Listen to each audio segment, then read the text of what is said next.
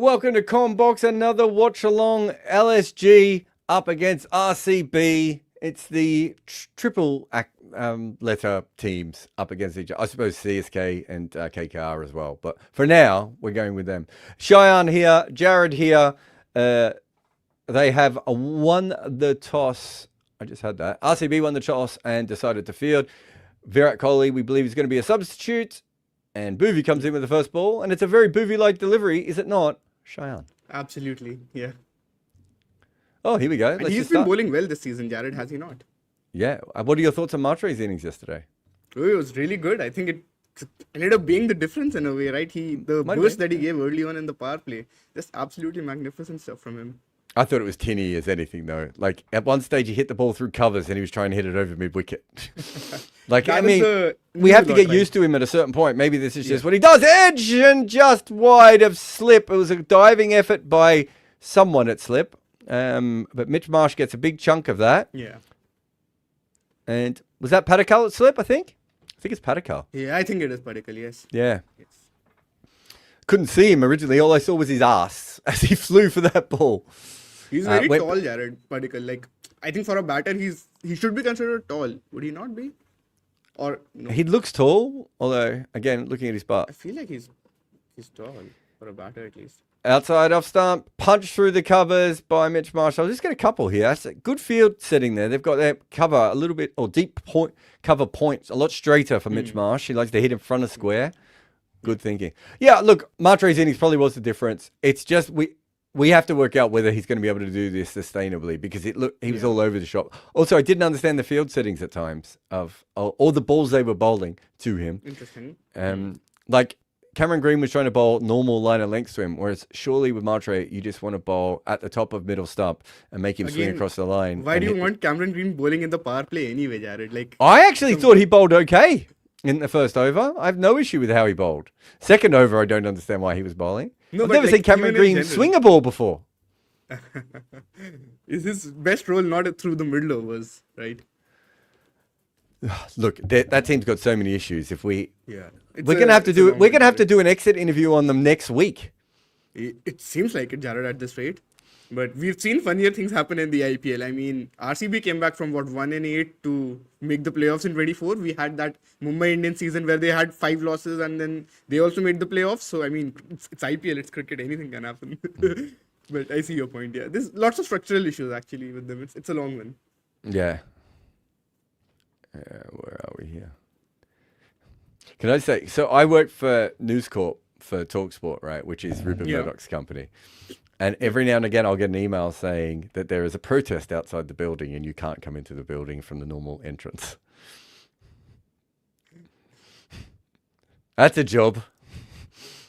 They had to change the whole front of the building because I think one of the protests broke in at one stage.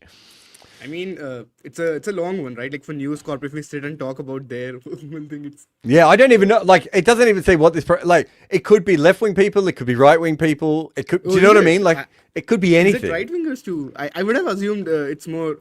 No, they've had right-wing before. That's what I mean. You know, they've had everything. Yeah. It's usually left-wing people. It's usually progressives. But, yeah. Sometimes it's just random things that you've never heard of before, right? And that the Sun has done something on. It could be Liverpool football fans. Do you know what I mean? Like, you forget how many different things the Sun has annoyed or the Times have annoyed over the years. Exactly. But it's such a weird email to get, like, when you're just like, oh my God, wait, what? All right. I was going to look something up and now I've completely forgotten. Oh, yeah, I was going to look up. Do you want to read out this question? And I'm just going to I will. So, I am No15. Thank you for the super chat. He asks, as an analyst at the next IPL mega auction, would you pay a higher price for Samad or Mukul? Samad's likely peak years versus Mukul's ceiling, but yet to peak. It's a good question, actually. I'm no one. The thing is, I feel like Samad has the potential. We've seen that like in his very first IPL season, right back in 2020 when he was smashing like Cummins and Bumrah and all these guys. So the talent is definitely there. I think last season he was pretty decent for Lucknow. Not great, but like, I mean, he was not too terrible either. This year it's not started well so far, but you probably want to see more. And the same thing with Mukul, right? Like his ceiling is definitely really high at the moment, but we've seen one great innings from him in the IPL, right? Like, obviously, that is perhaps the innings of the tournament so far. But when we talk about, he's also done well domestically, but he's only just started, I believe. So I don't know. I feel like I want to see more. I honestly don't have an answer for this right now. Yeah, it's a very hard to make it. As this one's on the pads and turned away. Look, Jared, the problem what with did you Samad make- at the moment is that essentially 2023 was ridiculous. So if we take that as a potential peak, even though he didn't score very quickly. He scored very quickly since then, but not stayed in. If he can work out how to stay in and score quickly, Yeah. then he's a great buy at the next mega auction. But you've also got a 21-year-old who can wicket keep, right? So we need to see more than one innings. Yeah.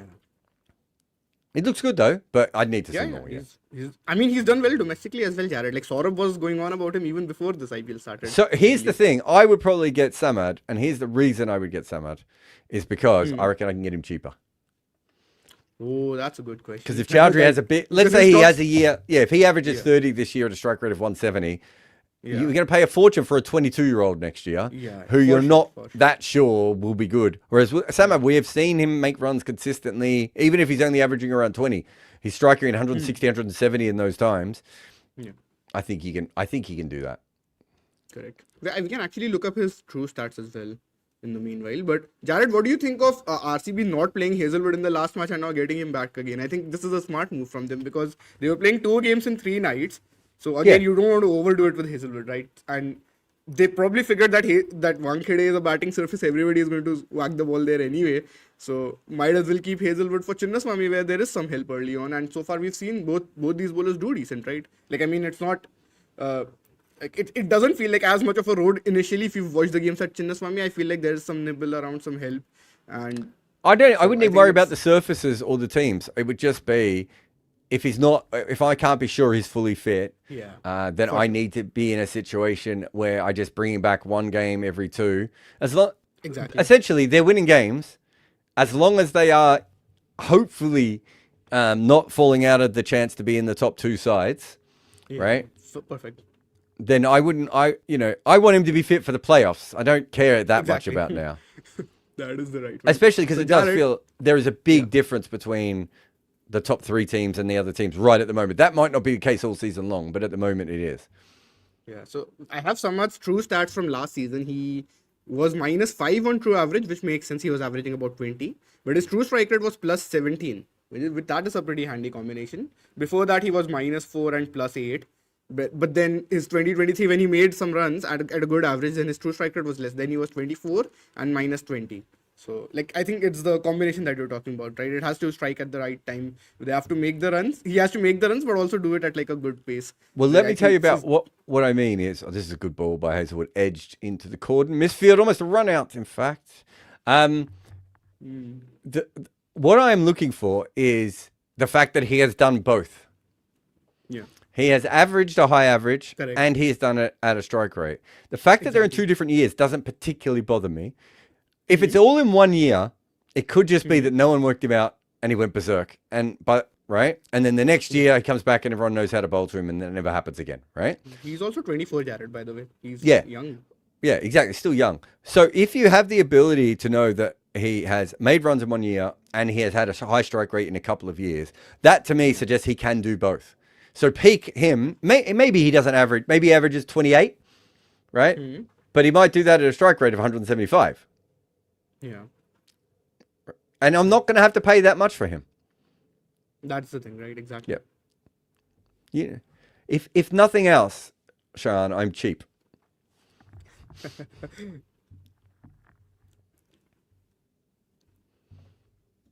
Boovy coming on Also, again. Lucknow's So 14 batting without this loss season has after been 2. pretty meh, right? So, I mean, it's also hard to judge a batter when your top order is collapsing constantly, like not having much of an impact. And you're coming in at what, number 7? I want to 6, 7, somewhere around that. 6, 7. Not intentional, Jared. Trust me. I realized that after saying it though. I think parents say that more than kids. Do they? Because we've just I heard it remember so going many to times my from our cousin's kids. wedding, and there was like a young kid there. I believe he was like 5 or 6 years old, and he kept saying that over and over again, like 6, 7, 6, 7, 6, 7 during the entire road trip. And like his parents were fed up with him. Someone said that Devdutt Patakal is 6'2". There you go, quite tall for a batter. Yeah, exactly. I would have would said have 6-1. guessed you 6-2 too. Yeah. I was also feeling 6-2, but yeah, makes sense. It's always interesting to me that, like, you know, and you probably haven't had this in your career at the moment, but you will. Like, you meet cricketers, and it's only when you stand next to them you realize how short many of them are, right? I am not experiencing that, Jared. I'm myself short. What is no, but you'll still experience it though. They're still short. They're short to you. They can be short to everyone. I'm trying to think of who did I mean then? What's Dinesh Karthik's height? He's not very tall, is he? Yeah, it says 1.7 here. I think he might even be shorter than that slightly. But yeah, he'd be around that. So I met him the first time and he was sitting down. He watches a lot of good area stuff, and he was talking to me about good areas, and I chatted to him. And then the next time I saw him, he was walking, and he walked up to me to chat to me about something. And I had never in my mind, I don't know why, but I never knew he was that short, right? It never crossed my mind. And when he walked up to me, even though I know his face, I had no idea who this person was. Right? And he starts talking to me about something, and I'm thinking, who's this guy? And then I was like, oh shit, it's Dinesh Karthik. Right? And it's just like in my head, I couldn't even work out the height on him. Yeah. And I say this as someone who never notices people's heights, but with cricketers, like, I don't know, just because but in normal life, I would never notice anything like that. I'm not Rob Barron, who keeps a diary on everyone's height that he's ever met. And how many catches they've, dropped. And how many catches they've dropped, and how much money they've cost him, usually. 16 without loss after 2.4. Yeah, I'd have to say that they are trying to bat normally here. Yeah, it doesn't feel like plays and misses, does it? Like, not a lot of that sort of stuff so far. We haven't seen many Mitchell Marsh smashes, have we? Yeah, exactly. That's a good way to put it.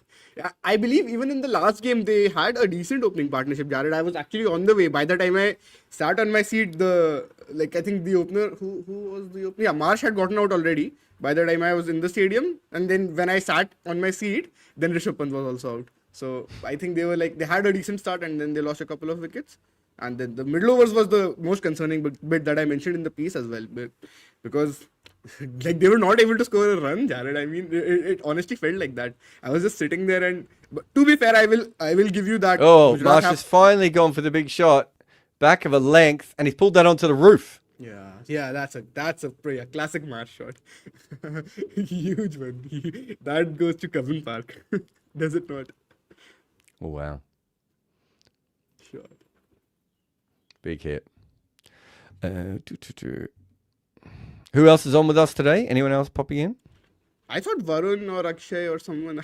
At this point, I'm not even sure. I believe Varun was mentioned in the thing, but maybe because he was there yesterday as well, I believe. Maybe he's sitting out this one. Awesome. Or maybe he'll come in later. Could be anything. Mitch Marsh, who's coming on to bowl now? So I'm ball slower than you, Jared, today. I have no idea who's coming on to bowl. Spinner? Rafiq Salim has come on to bowl. Just before he came on to bowl, him and Mitch Marsh just did a lovely little glove punch with each other. Well, not gloves. Rafiq Salim doesn't have a glove on, but, a little...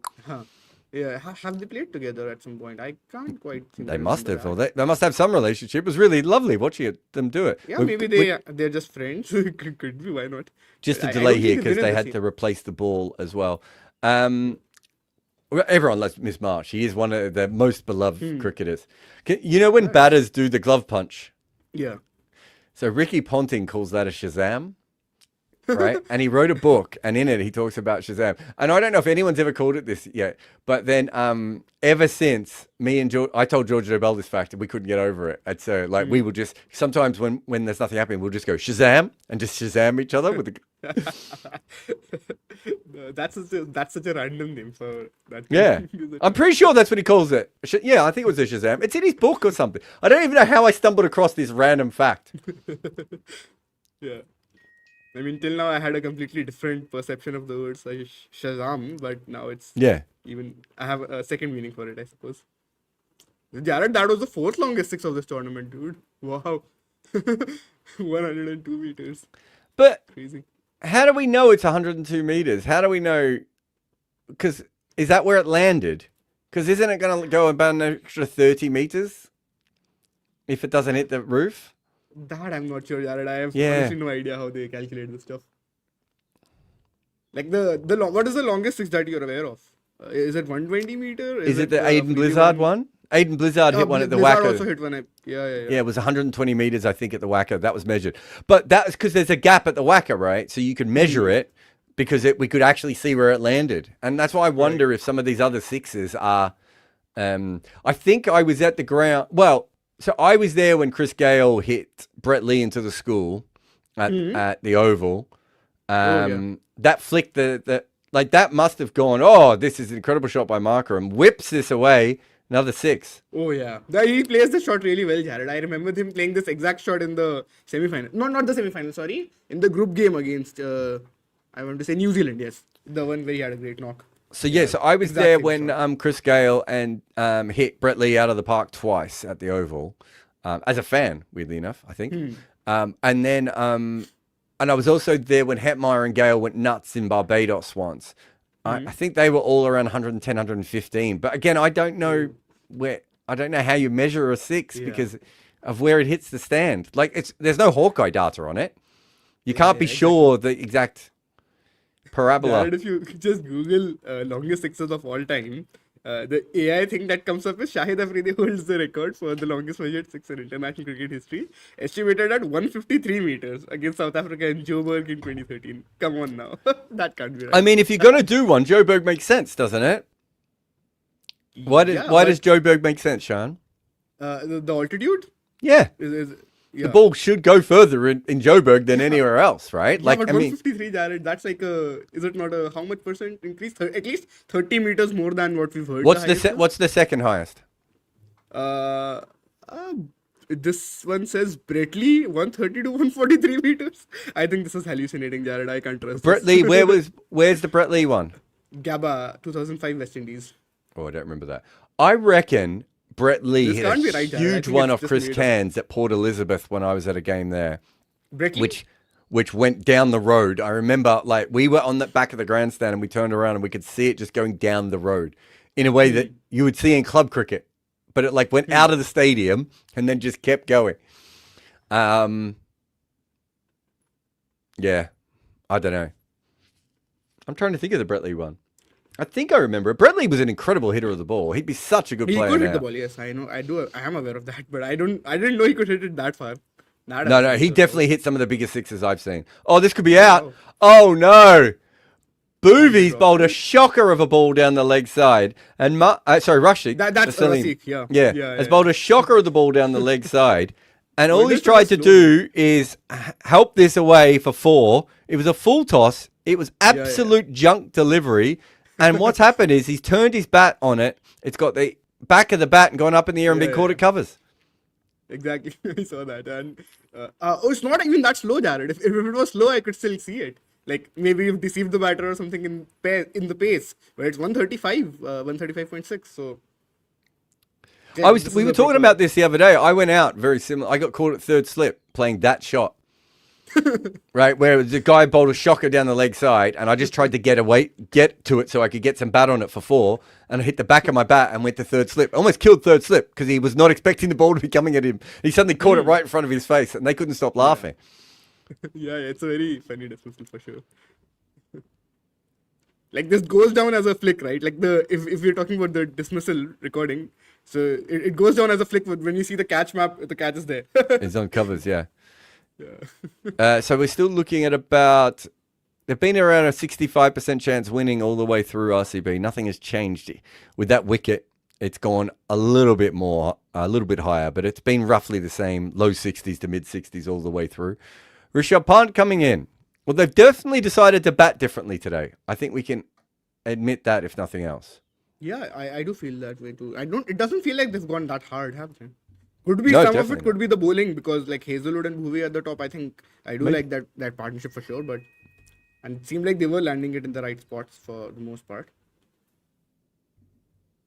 And Hazelwood is bowling this over as well, so he's bowling 2 in the power play then. Yeah, that makes sense. Oh, there was a change of pace though from the previous ball. So like he bowled a slower ball. I did notice that one of those was at 108. and the next one is quicker. I mean, I still don't think it's a setup by any means. It's like a proper. Well, if it was a setup, it's the stupidest setup I've ever seen. Yeah. Like if it was the other way around, Jared, if it was like 135 to 108, I would still give it to the bowler. But the other way around, come on, that cannot be the case. Like it could have maybe forced the batter into playing a bad shot, but that couldn't have been intentional, right? That definitely is true. Well, the expected average on that should have been about 10,000.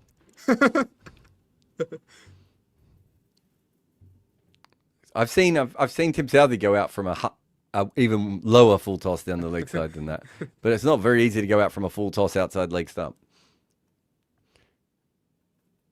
So, Andy B 2021 asks a question. Thank you for the super chat. Are CSK verging on semi competency? I think yes. I quite like the batting actually, Jared.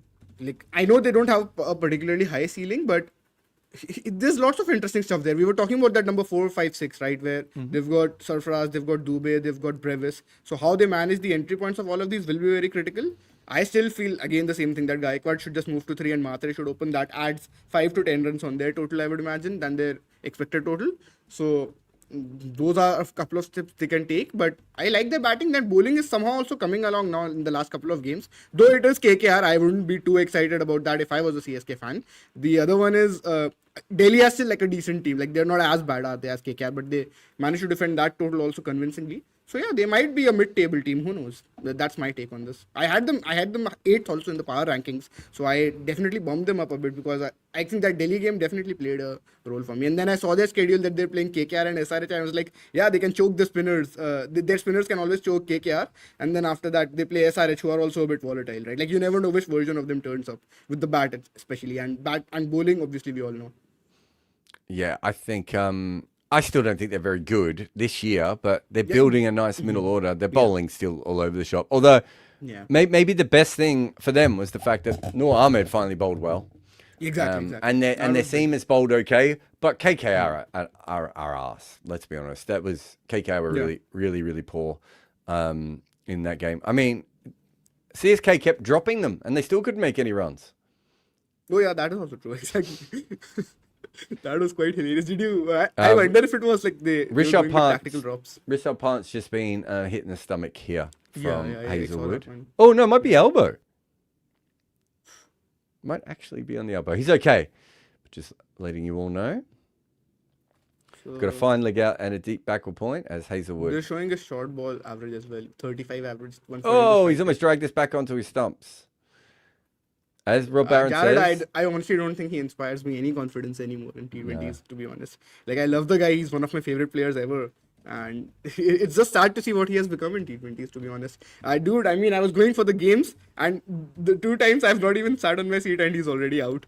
And the last season, what was happening is when I would go, he would either play like really slow, or his best innings came against RCB when RCB really needed to finish top 2. So it's been the absolute worst case scenarios for me as a Rishabh Pant fan. So far.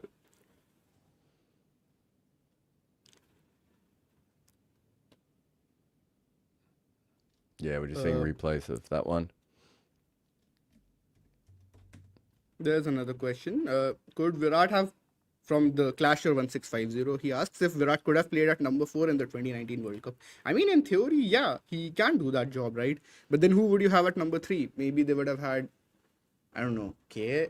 Like if Dhawan wasn't injured, maybe they could have done Dhawan and Rohit and 1 down KL and 2 down Kohli. Maybe that is one way they could have looked at it. But I mean, it sort of feels a bit off to move your best batter out of their ideal position, right? Like at sometimes, other times you also want your best batter to do the hardest role. But I think this was. But don't you want him to face more pace bowling, and doesn't batting at number 4 stop him from facing more pace? But back in 2019, his spin game hadn't deteriorated that much, Jared. Like he was still perfectly fine for the most part. Small decline, I would say, not a huge one. I mean, he was playing some good knocks on. Like, I think by 2019 though, he was still, maybe. I'm not sure. Yeah. We've got a delay here because he faced another ball after getting hit, Rishabh Pant. He did. And now he is in trouble. I'm just having a look. He's got his glove on at the moment, but I think there is a bit of an issue, maybe with his fingers. a little bit. Like, as in, he's not feeling his fingers correctly. I think it hit him right on the end of the elbow, didn't it? That funny bone? Yeah, it does probably seem like that. He Yeah, got yeah, nowhere it near it, did he? With the when he attempted that shot, it is a properly missed it. Oh, he's in proper pain here. I just saw, Yeah. I forget the name of the physio, but it's the Physio? famous old bald physio. Yeah. He kept running onto the field even in the last game, Jared. Yeah. Because I was in the stadium and he would keep running on. I feel Been running on the Shami field had for a about bit of 30 years, hasn't he? But yeah, he just touched that area, and Rishabh Pant really, really struggled right Do you there. think, So Jared, it will be a case of retired hurt for the time being? I think he might have to come off. Yeah. Yeah. Umpire's coming over now just to say to him, you either have to face up or go off. Those are your options. Yeah, that would make sense. That he is also going to try and to spend. Well, the pain basically is feel one like- thing, but if he's not Yeah. if he's lost feeling in his fingers for a minute, there's no point facing the next ball. Fair. But I am assuming he's he going to try and is- optimize it as much as he can. That would be. I think he's retiring out. Retired hurt, not retiring out. I just think I saw the umpire Yeah, he was I saw that too. Correct. just having a look now. He hasn't left the field though yet, so we'll keep waiting. But yeah, I think that's it. Yeah, he's taking his helmet He looks off. in a now. lot of pain, Jared. Yeah. Yeah, he's taking his helmet off and he's walking off. So, second wicket, I suppose, depending on how you look at this. And again, I think that was Puran coming in. Oh, interesting. Well, Puran, they've sort of used him as a number 5, have they not? They're sending Badoni ahead of him. But then, Puran himself is not looking in great touch, is he?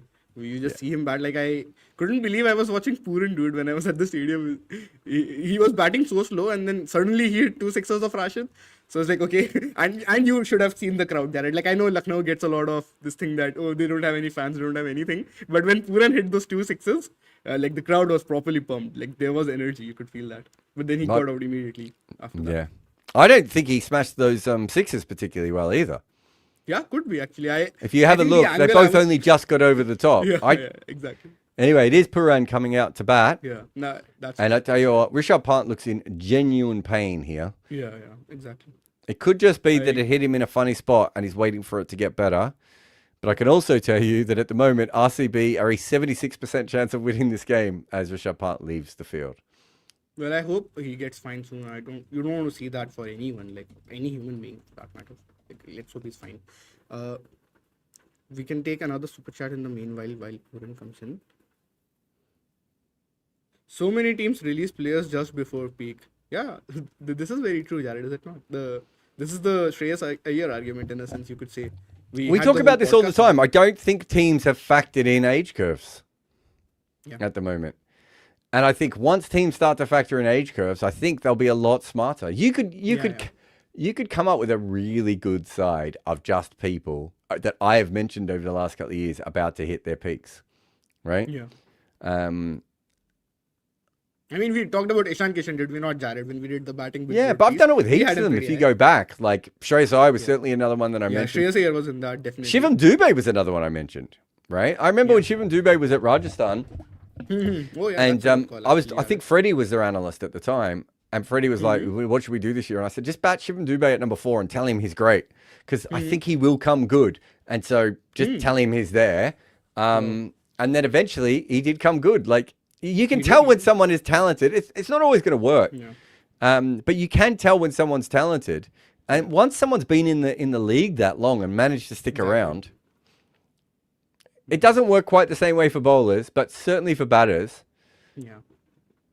With bowlers, I feel like sometimes experience also comes in. If you just look at RCB's attack, they've got a lot of old guys, right? But they are the ones who have been in this situation so many times. The Hazelwoods and the Bhuvi. Bhuvi especially. Bhuvi is an IPL legend, right? He's played so many years. He's had a proper Hall of Fame level career in the IPL. And Krunal is another one who is he's bowling all of these variations, but that comes from the street smartness of having played so much cricket, right? I think at a certain point that also counts when you're a bowler, I think. Even for batters, I wouldn't say it's not the case for batters. But Jared, I was actually looking this up yesterday. Interestingly, we don't have a lot of players above the age of 35 in this league right now for this season. I believe there were only 18 players or something. That's 2 a team on average, roughly. I'm not massively surprised. I think there are a lot of people who were hanging around before who were there because of names. And I think now we're probably not quite in that same position. You know, people are getting a little bit smarter about who you need and when you need it and everything. You know, someone like maybe a few years ago, someone like Robbie would probably still be playing. Would have stuck around a little bit longer. Yeah, could be. I mean, how old is he right now? 42, 43? Robbie just turned 40, didn't he? Is he 41? Let me check, actually. Can't remember now. But I'm saying, like, I don't think it was that long ago that you had Brad Hodge. Yeah, he's 40. Correct. Yeah. You know, those sorts of guys around. Yeah. Definitely. And Robbie retired, what, 3 years ago, I want to say? Yeah, that's what I mean. Definitely didn't go a whole lot. Like, he played above 35, which is fair. I think that in itself is an achievement for any athlete, in my opinion. But doing it till 37 and then doing it beyond 40, like the Dhoni case. Like we're seeing Dhoni still, like he's not playing this league yet, but he's still there. He's going at 44. I was actually watching quite an interesting video on this, not related to cricket, but more about American sports in general and the whole LeBron thing of why LeBron James does not retire, basically. And you know, it's a very complicated one with old players. And he was also talking about how a very important thing is when you're a great player and you want to play on long, you need to have like that support system around you, which can tell you that you either need to take a smaller role or you have to, you know, leave. Like someone who can be honest with you at the ground level, basically. So I think that's the important thing is there was an NBA player called Vince Carter who was a star when he was young, and then he played another 10 years after his peak. And he was more than happy to be a support player, right? And he just loved basketball and wanted to play basketball as long as he could, and he did. Yeah. And there are other players who don't like that. They either want to be the star or they don't want to be involved anymore. And you look at LeBron James, when LUC came over, he easily could have kept, you know, making it about himself. But he went, well, actually, it makes more sense for me to be second to Luka, right? And play as the support role. Yeah. And not everyone likes to do that. And it's hard for a lot of these guys who've been number one their entire life. Yeah. But the other thing is that, like, sometimes it doesn't even suit the way they play, right? Yeah. And so Robbie's a perfect example of this. Robbie could have probably kept on playing, right? Yeah. A little bit later if he was a lower order player. Exactly, like more of a support player. That's exactly what I was thinking. Because he was KKR's opener, right? And he was used to making those big runs and, you know, having. And he was terrible when he wasn't in the top three. We told him this on a watch-along recently, right?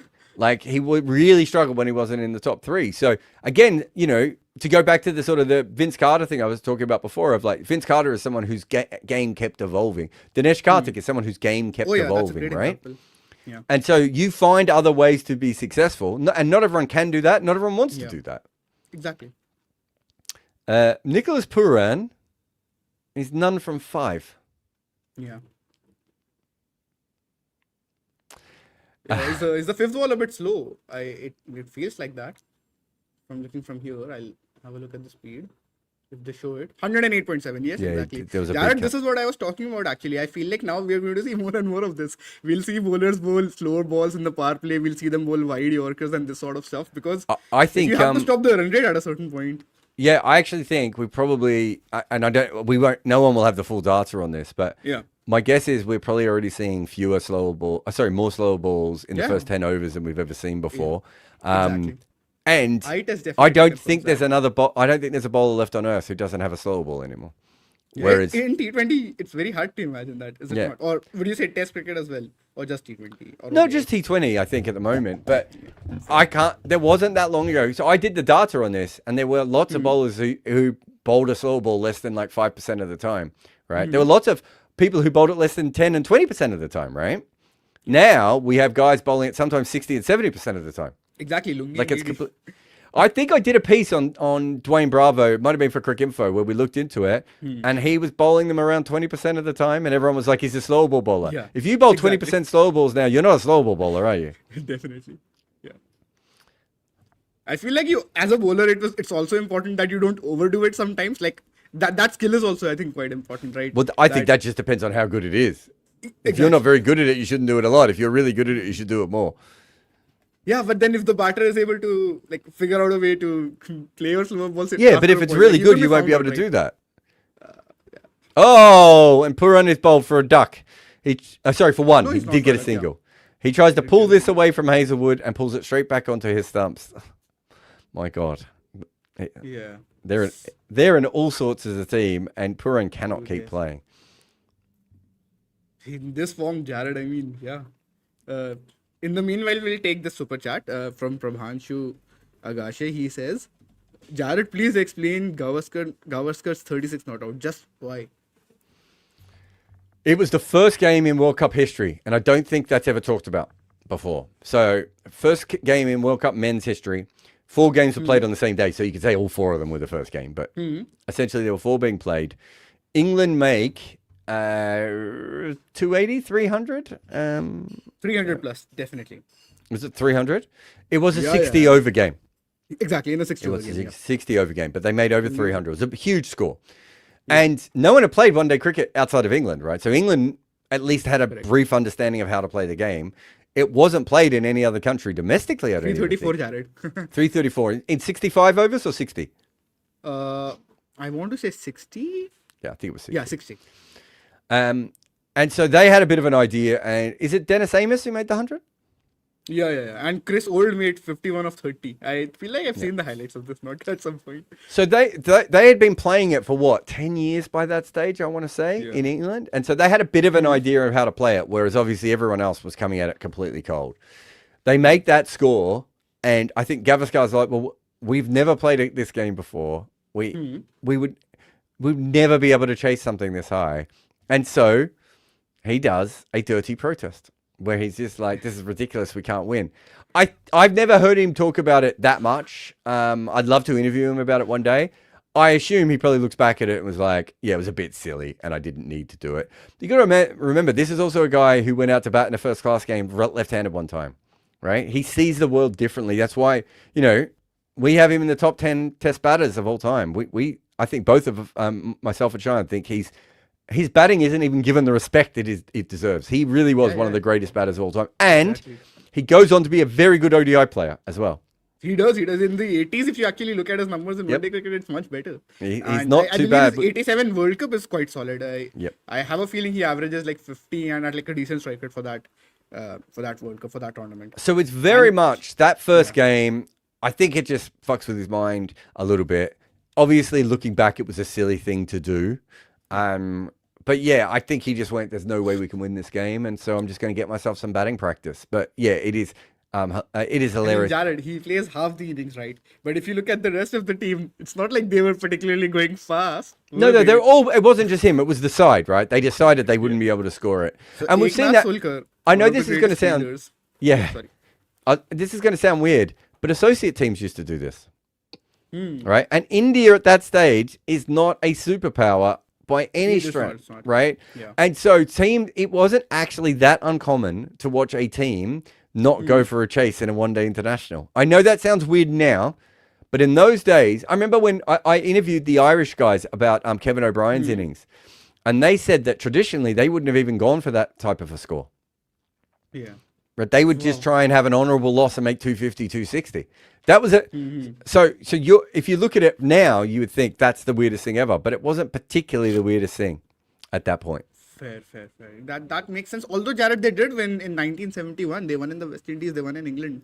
So they were coming up. Yeah, but that's Test cricket. Yeah, but still, it's not like they were the worst. Were they No. the worst team at that point?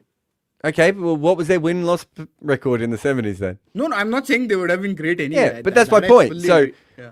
they're playing a new format of cricket. Yeah, they had a couple of wins, but you are talking about wins 4 years earlier. Yeah, in a different format, true. Yeah. And they're playing a team who plays in that format quite consistently. Yeah, for sure. So Eknath Solkar, one of the greatest fielders, he was 8 of 34. He was opening with Gavaskar. Yeah. Anshuman Gaikwad, 22 of 46. Gundappa Vishwanath, who we remember as a wristy player, who could really go on his day. And he was 37 of 59. So he was probably their fastest. He was their fastest batter by far.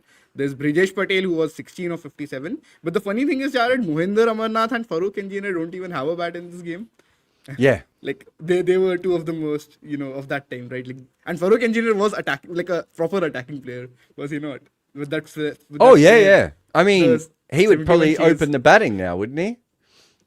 Oh yeah, possibly. Yes. By the way, the this whole has keeper been thing. one of the great spells from Yes, Josh Hazelwood. exactly, Jared. He has dropped we- every single ball on It's the the right Glenn McGrath spot thing. over Exactly. and over again. It's the And he's found the exact Glenn McGrath exact thing. length, and he's getting genuine seam movement. He just hit Mitch Marsh in the balls as well. It's just been ridiculous how good he's been. Yeah, and they just showed the thing, right, where everything was landing on that same length, and he's also bowling fast, Jared. Like he's clocking 140 plus quite regularly in all of this. So it's a really good combination. If you can bowl on a length, you can get the ball to seam, and like at all of this at a good pace. It's like the perfect combination, I feel, in some ways. There's another super chat from Vivek Prakash, actually related to the chat we were having earlier.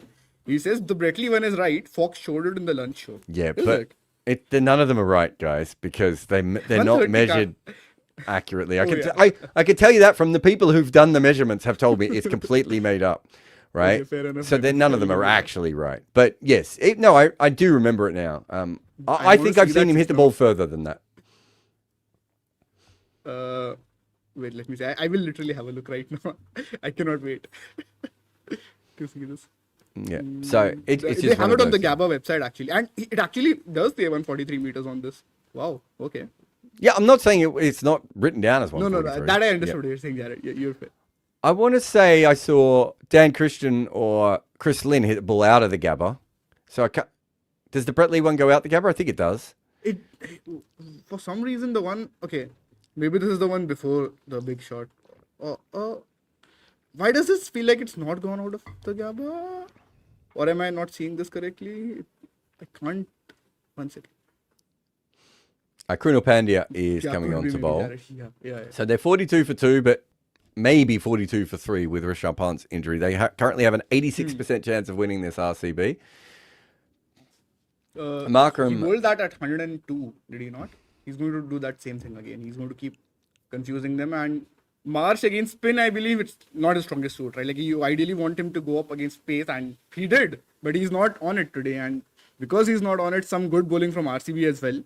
Well, this could be a He's set, wide, but this he's not- bouncer. It is. It's a wide.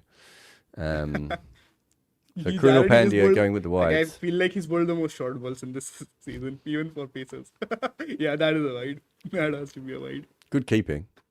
Yeah, exactly. This is a thing that they've been talking about recently, where it's one thing that Krunal is practicing this variation and He hammers executing it this one. properly. He hammers this one. I almost said Sean Marsh. Mitch Marsh. Big slog sweep for 4. Oh yeah, this is the exact thing we were talking about, right? Like he's really good at this particular shot, and sometimes it feels like he goes 6 or out from this sort of a shot. That's exactly what happened actually. Actually, when I was went that over 6? there. Jeez, he hit that so flat. I just thought that had to be Oh, wow. 4. I wouldn't be surprised if it was 6, Jared. It almost carried. Might just have been short. I don't know if they're going to have a look at it in a minute, but yeah, they're still having a look. Yeah, just short. My God. He hit it so flat when he hit it, I thought it was absolutely a 4. I didn't realize he'd done it in that way.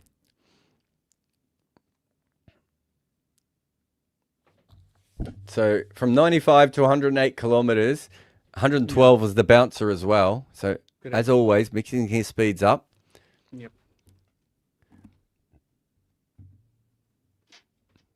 Like Jared, if you're a batter, how do you even plan against Krunal at the moment? Because you, I think you honestly, just put your know foot that- down the wicket and smash him over his head for 6. That's what Mitch Marsh has just done. Seems easy. wow. Oh, Why are the okay, others yeah. not doing that? I would do that. To be fair, that was more in the slot as well, was it not? Far from an ideal ball for him. so what He's do you slow end in do? the slot. 188 kilometers. 88.7. Yeah, good hit that. Yeah. Good shot though, yeah, for sure. No. I think all you. This is how I would prepare for it. I would face a bunch of spin in the nets, right? And then I would get. So I'm getting used to facing spin, and then I would get someone to do throw down spin, Oh, yes. and then it's just occasionally throw a bouncer. Just really, really randomly out of nowhere, and then I would try and do it so I knew what the field was, because the actual shot is. I think there's 2 easy shots here that no one's played yet. Everyone's trying to play the up and under, right? But if you're going to play the up and under, it has to be with a straight bat, not an angled bat, and you just hit it straight back over your head. Okay. There's no fielder right behind the wicketkeeper, and he ain't going to catch that if you get any bat on it, right? Oh, yeah. So Would instead be of hard to trying to hit execute, it past hit it over short third, that's a hard shot, Yeah, right? exactly. Suyanch is on. The second shot is that if you can practice for it and you can get used to it, I think the hook shot is the best option. Oh yes, I can see the argument in that for sure. Yeah. Yeah, And you like can hit at it a certain down. You don't point- have to hit it up either. There's never going to be a fielder back for it. Like at a certain point, you have to probably play that shot. Do you not? That seemed like the more obvious one to me. Yeah. So relatively. Yeah. fair. I think, but you do have to practice this stuff. Like, it's all well and good for me to say it. Suyanch is bowling to Marsh, who I thought was going to bowl him. I actually was about to call that as a sicket because I thought Marsh would try and hit it for 6. He was halfway between thinking about hitting it hard, and then he went, oh, that's actually a good ball. And somehow he's inside edge to pass leg stump for 4. Exactly. Googly as well, right? Like, obviously, with Suyash, we get that a lot. He is a googly bowler primarily. Yeah, he didn't pick it. Meanwhile, I we can think he take- realized late it was a wrong one and just hung his bat out, and it probably got away with it because of that. Yeah. Oh yeah, true. There's another super chat from Vihir Shah, who. Oh, wait. LBW shout. I think it's just outside the leg stump. They might. Oh, there's always a run out as well. It's all happening. Overthrows potentially. No. Okay. They wanted. One of the reasons was everyone was waiting for the review, and so everyone had half an eye on whether they were going to review this, and so everyone's got confused. You can read that out, and I'll tell you if they're going to review it. They are reviewing it. There you go. Read that one out. Yep. So he asks if he should get his hopes up for SRH or is he delusional? What do you think, Jared? We had them 7th? Yeah, I had them 6th first, but then you were like they're not better than Delhi. So it's like I can definitely see the argument in that. So we moved them to 7. I thought you had them too high. I had them 6th, right? Not Yeah. too high. I didn't have them 5th. I had them 6th. Yeah, I thought that was too high. So 7th is fine, right? Or would you say you can go even lower? No, well, that's why I moved them down. I don't think they're as that's bad as fair. the bottom 3 teams. But Exactly. That's what I'm saying. I think I said in the piece that we had 3 tiers. I would Yeah. almost say at the moment that Sunrisers should be a tier of their own underneath Oh, interesting. the others. Yep. But now Um, with the 2 quicks, it's getting interesting. I know, obviously, it's there's one an element of game. I surprise. need to see a lot Exactly. more. It's an element of surprise that takes you off guard. They've also This is signed this Dilshan is not going to be Madhushankar, I out, by the believe. way. This is going down the leg side. I'm pretty Fair, sure. fair. Yeah. So Dilshan Madhushankar, they've also signed. yeah. For If- cars. they do have bowlers coming back, right? Yeah. I don't know if they're game-changing bowlers. Yeah, and they'll have comments at a certain point who I believe has also gotten better. Oh, it would have been recently. umpires' calls, even closer than I thought. Interesting. And Yeah, I mean, this one. worth a review. If for some reason it looks like it's going to go down. It was I know always he going to was go going down, though. Yeah. As in, it was never going to hit the full leg stump just from where it was pitched. Yeah. Fair. So, look, I've got massive questions about Heinrich Klaassen. Exactly.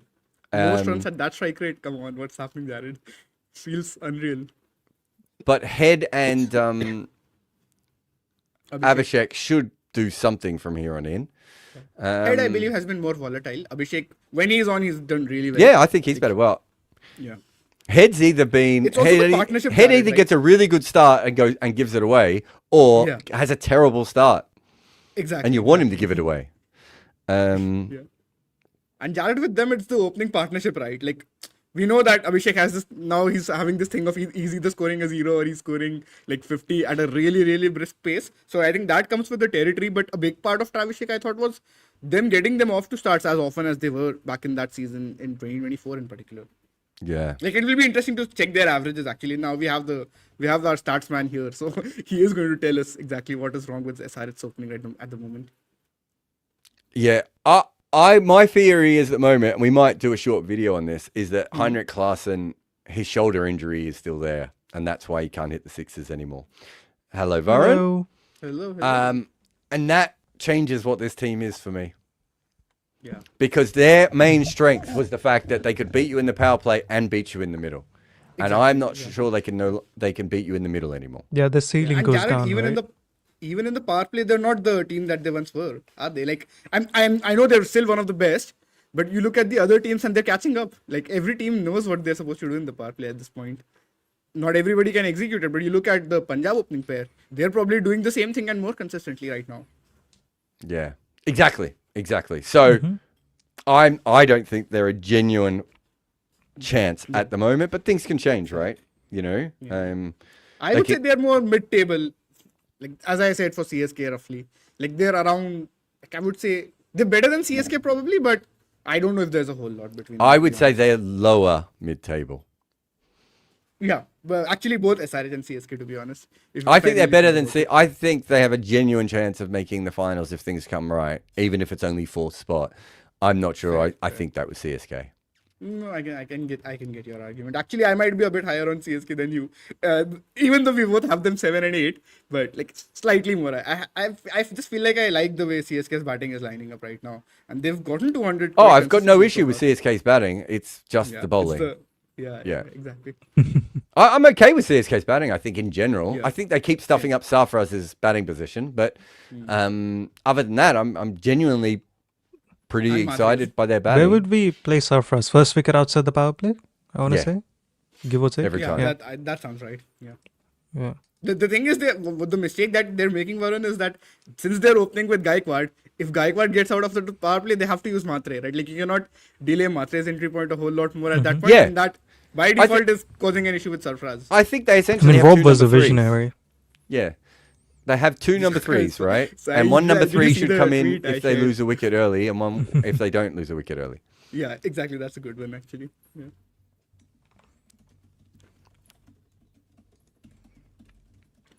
We have actually another super chat related to that game for SRH, which they won. So thoughts on Saqib Hussain? His cutter will be a handful. Yeah, I mean, lots of people were praising him a lot. I have to say that. Did you have any notes, Jared, on that? Yeah, I thought after about an over and a half that he looked more promising than Hingay did. Hingay still looks good as well, but I was like, Hingay's just basically running in and bowling back of a length and length deliveries and getting wickets. Yeah. Saqib bowled well with the new ball and then bowled even better with the old ball. He looked like a genuine prospect to me. Also, Varun might have to look at it, but I'm pretty sure some of his cutters actually spun. Right? Yeah. I was going to say one spun like 2 degrees, I want to say. Yeah, it was ridiculous. You don't see that very often. So again, that's something else I'm looking at. So not only they span and they dropped. It's hard watching him in this game. And look, next game he could bowl absolute arse and get smashed everywhere. But it's hard watching him in this game and not be thinking, why is he not played yet? Whereas with Hingay, I didn't think that. With Hingay, I'm like, okay, fair enough. It was a bit like our what's his name? Gurjanneet? Is that his name? The new fella? Yeah, the Chennai, yeah. Sorry, can you say it? How do we pronounce it? Gurjapneet, I believe. Gurjapneet. So, Gurjapneet, I saw him in one game and he looked really good. And I thought to myself, I'm not sure that's as repeatable, even though the next game he got hit. Yeah, and the next game he got hit. I'm not saying that he might not still be a good bowler, but just in the short term, it's like he probably needs the right pitch for him, right? Hingay probably needs the right pitch for him. Saqib Hassan, I'm like, there might be 2 or 3 pitches that could suit his bowling, right? That's a huge strength. Yeah. There's the hook shot. They played the hook shot of Krunal Pandya. I fucking told you. You did, Jared. You did. I will give you that. It does help if you're 2 foot tall like Badoni is, but that's I think good shot, Jared. Because you can't have a fielder there. Exactly. Yeah. Right. It just makes sense. 113 by the way. The only thing I would say is I probably would hit that down because you can't go out. Oh, okay. If so you if you miss it, it can go up in the air. Yeah. If you hit that down every time, your expected runs off that ball should be like 2.8, and then he can't bowl it anymore. Right? Whereas if you hit it up, your expected runs go up, but so does your expected wickets. Correct.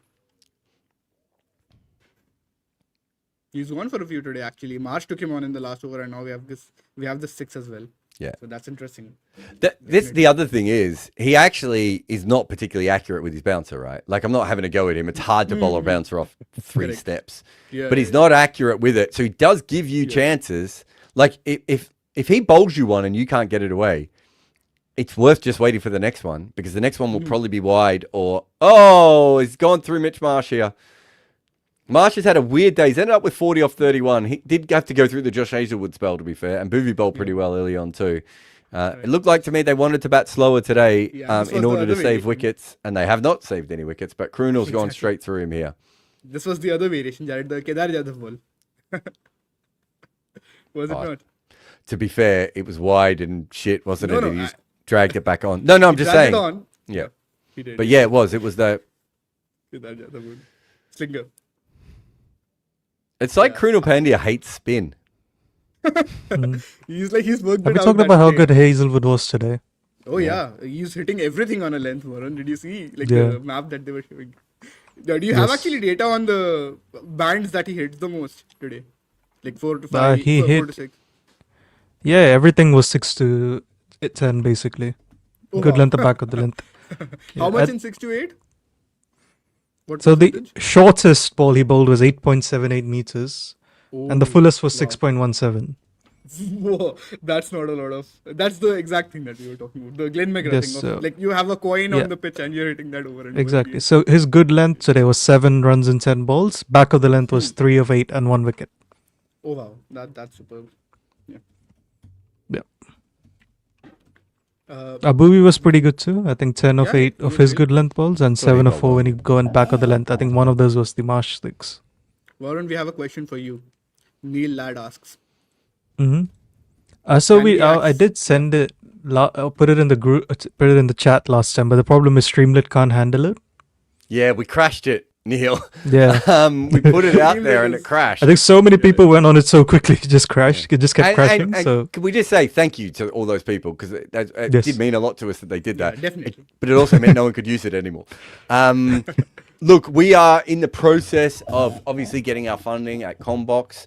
We will have a much more robust system in the future, which will be much more than just true stats as well. It'd be like our version of what you could see on Basketball Reference, but also a little bit more visualized.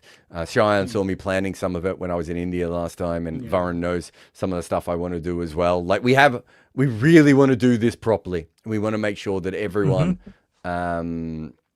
sees gets access to this sort of stuff. and that's a 4. Yeah, just a little bit too short and wide, as he quite often does, Suyansh. He just struggles with his length. So yeah, we are working towards it, Neil. But yeah, we probably not going to put it out again in the chat because we don't want it to crash again.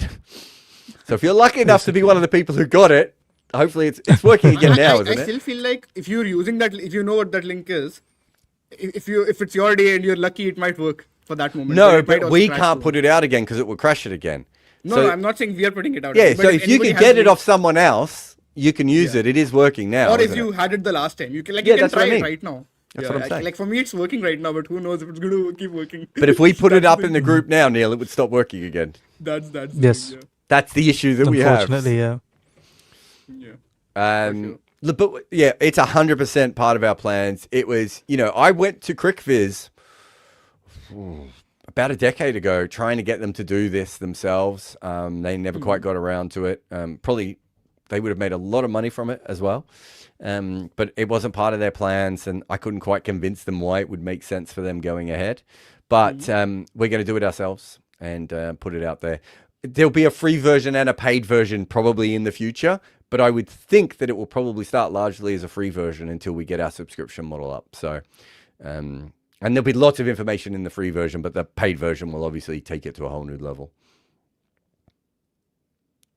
So we have another super chat from Prith who asks our opinion on the Harsha and Vikram Solanki convo issue. Did you guys catch that actually? Is this I was just at the that he ground. said he was good looking?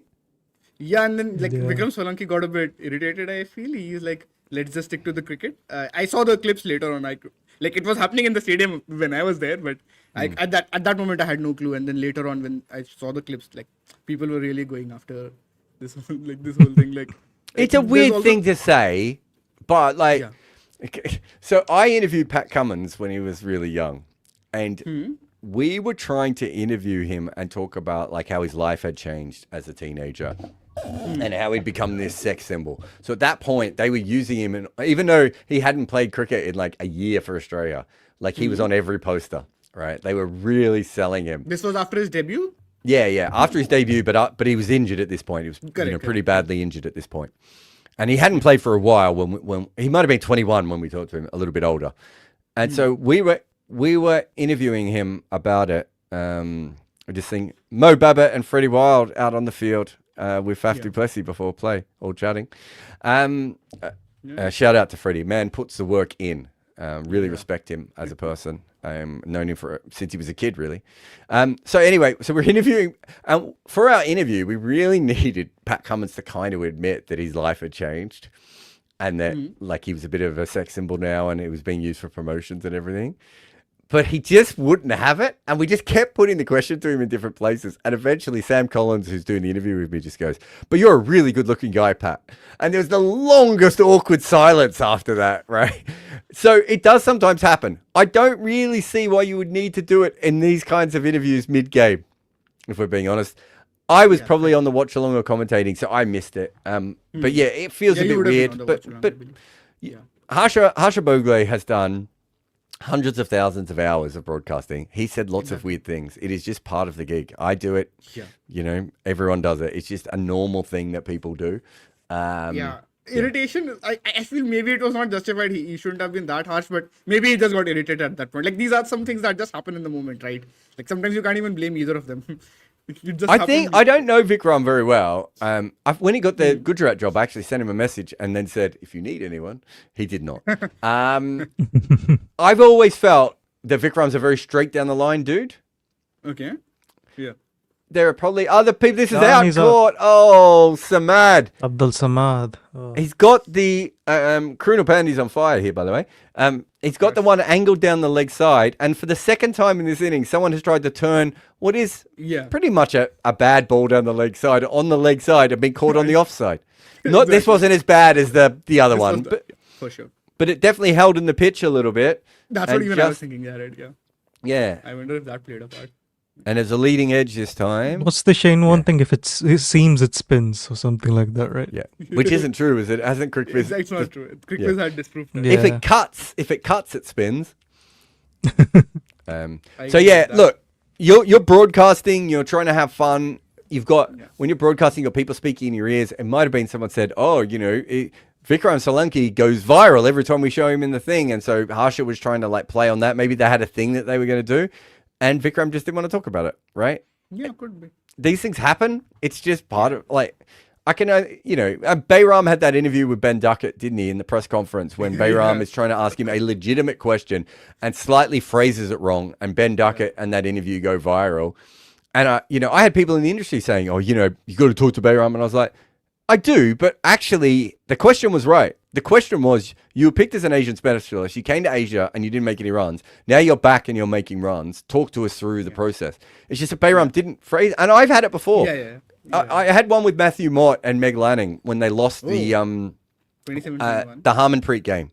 Exactly, right? The Har Monster. And I knew what my question was. My question was this just a fluke outlier, or were you not quite on it all the way through the tournament? Right? But I just couldn't nail the question right. And Matthew Mock got angrier and angrier the more times I tried to rephrase it. And everyone there the rest of the press kind of knew what I was getting at. Anyone who had followed the women's team was like, they kind of understood where I was going with it. But I just fucked it up again and again. You can find it on Red Inker as well. I did the interview with Brian Lara where I wanted to. What was the question I had for him? Was it the Potts one? No, that he was great on. There was something I asked early on, and I was trying to get an answer. Wasn't the backlift one? Oh, I tell you what I was trying to get. I was trying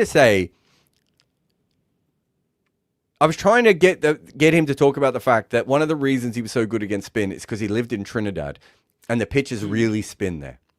Right? And so I was trying to get Brian Lara to talk about that. And the way I phrased it was, one of the reasons instead of saying one of the reasons you're good against spin is because you played in spin, how much does it help to come from a place where the ball's spinning and keeping low? But what I said was, you're good against spin because you came from Trinidad and the wickets were tricky. Right? And he did not accept that as a premise of my question. Right? Just because I just misphrased it, right? And suddenly, if you go back and look at that interview, he was quite tetchy with me. It's only later as he started to realize what I was getting at and he understood it. I've had that a lot, right? I did one in front of a live audience, guys, where I thought it was like a jokey banter audience, and Darren Goff asked me to come in and host, and like I had a bunch of questions that me and Goffy had agreed on beforehand about to get him into stories. Right, that's all he wants to tell the stories, but he wants someone there to make sure that we keep the night going in the right direction.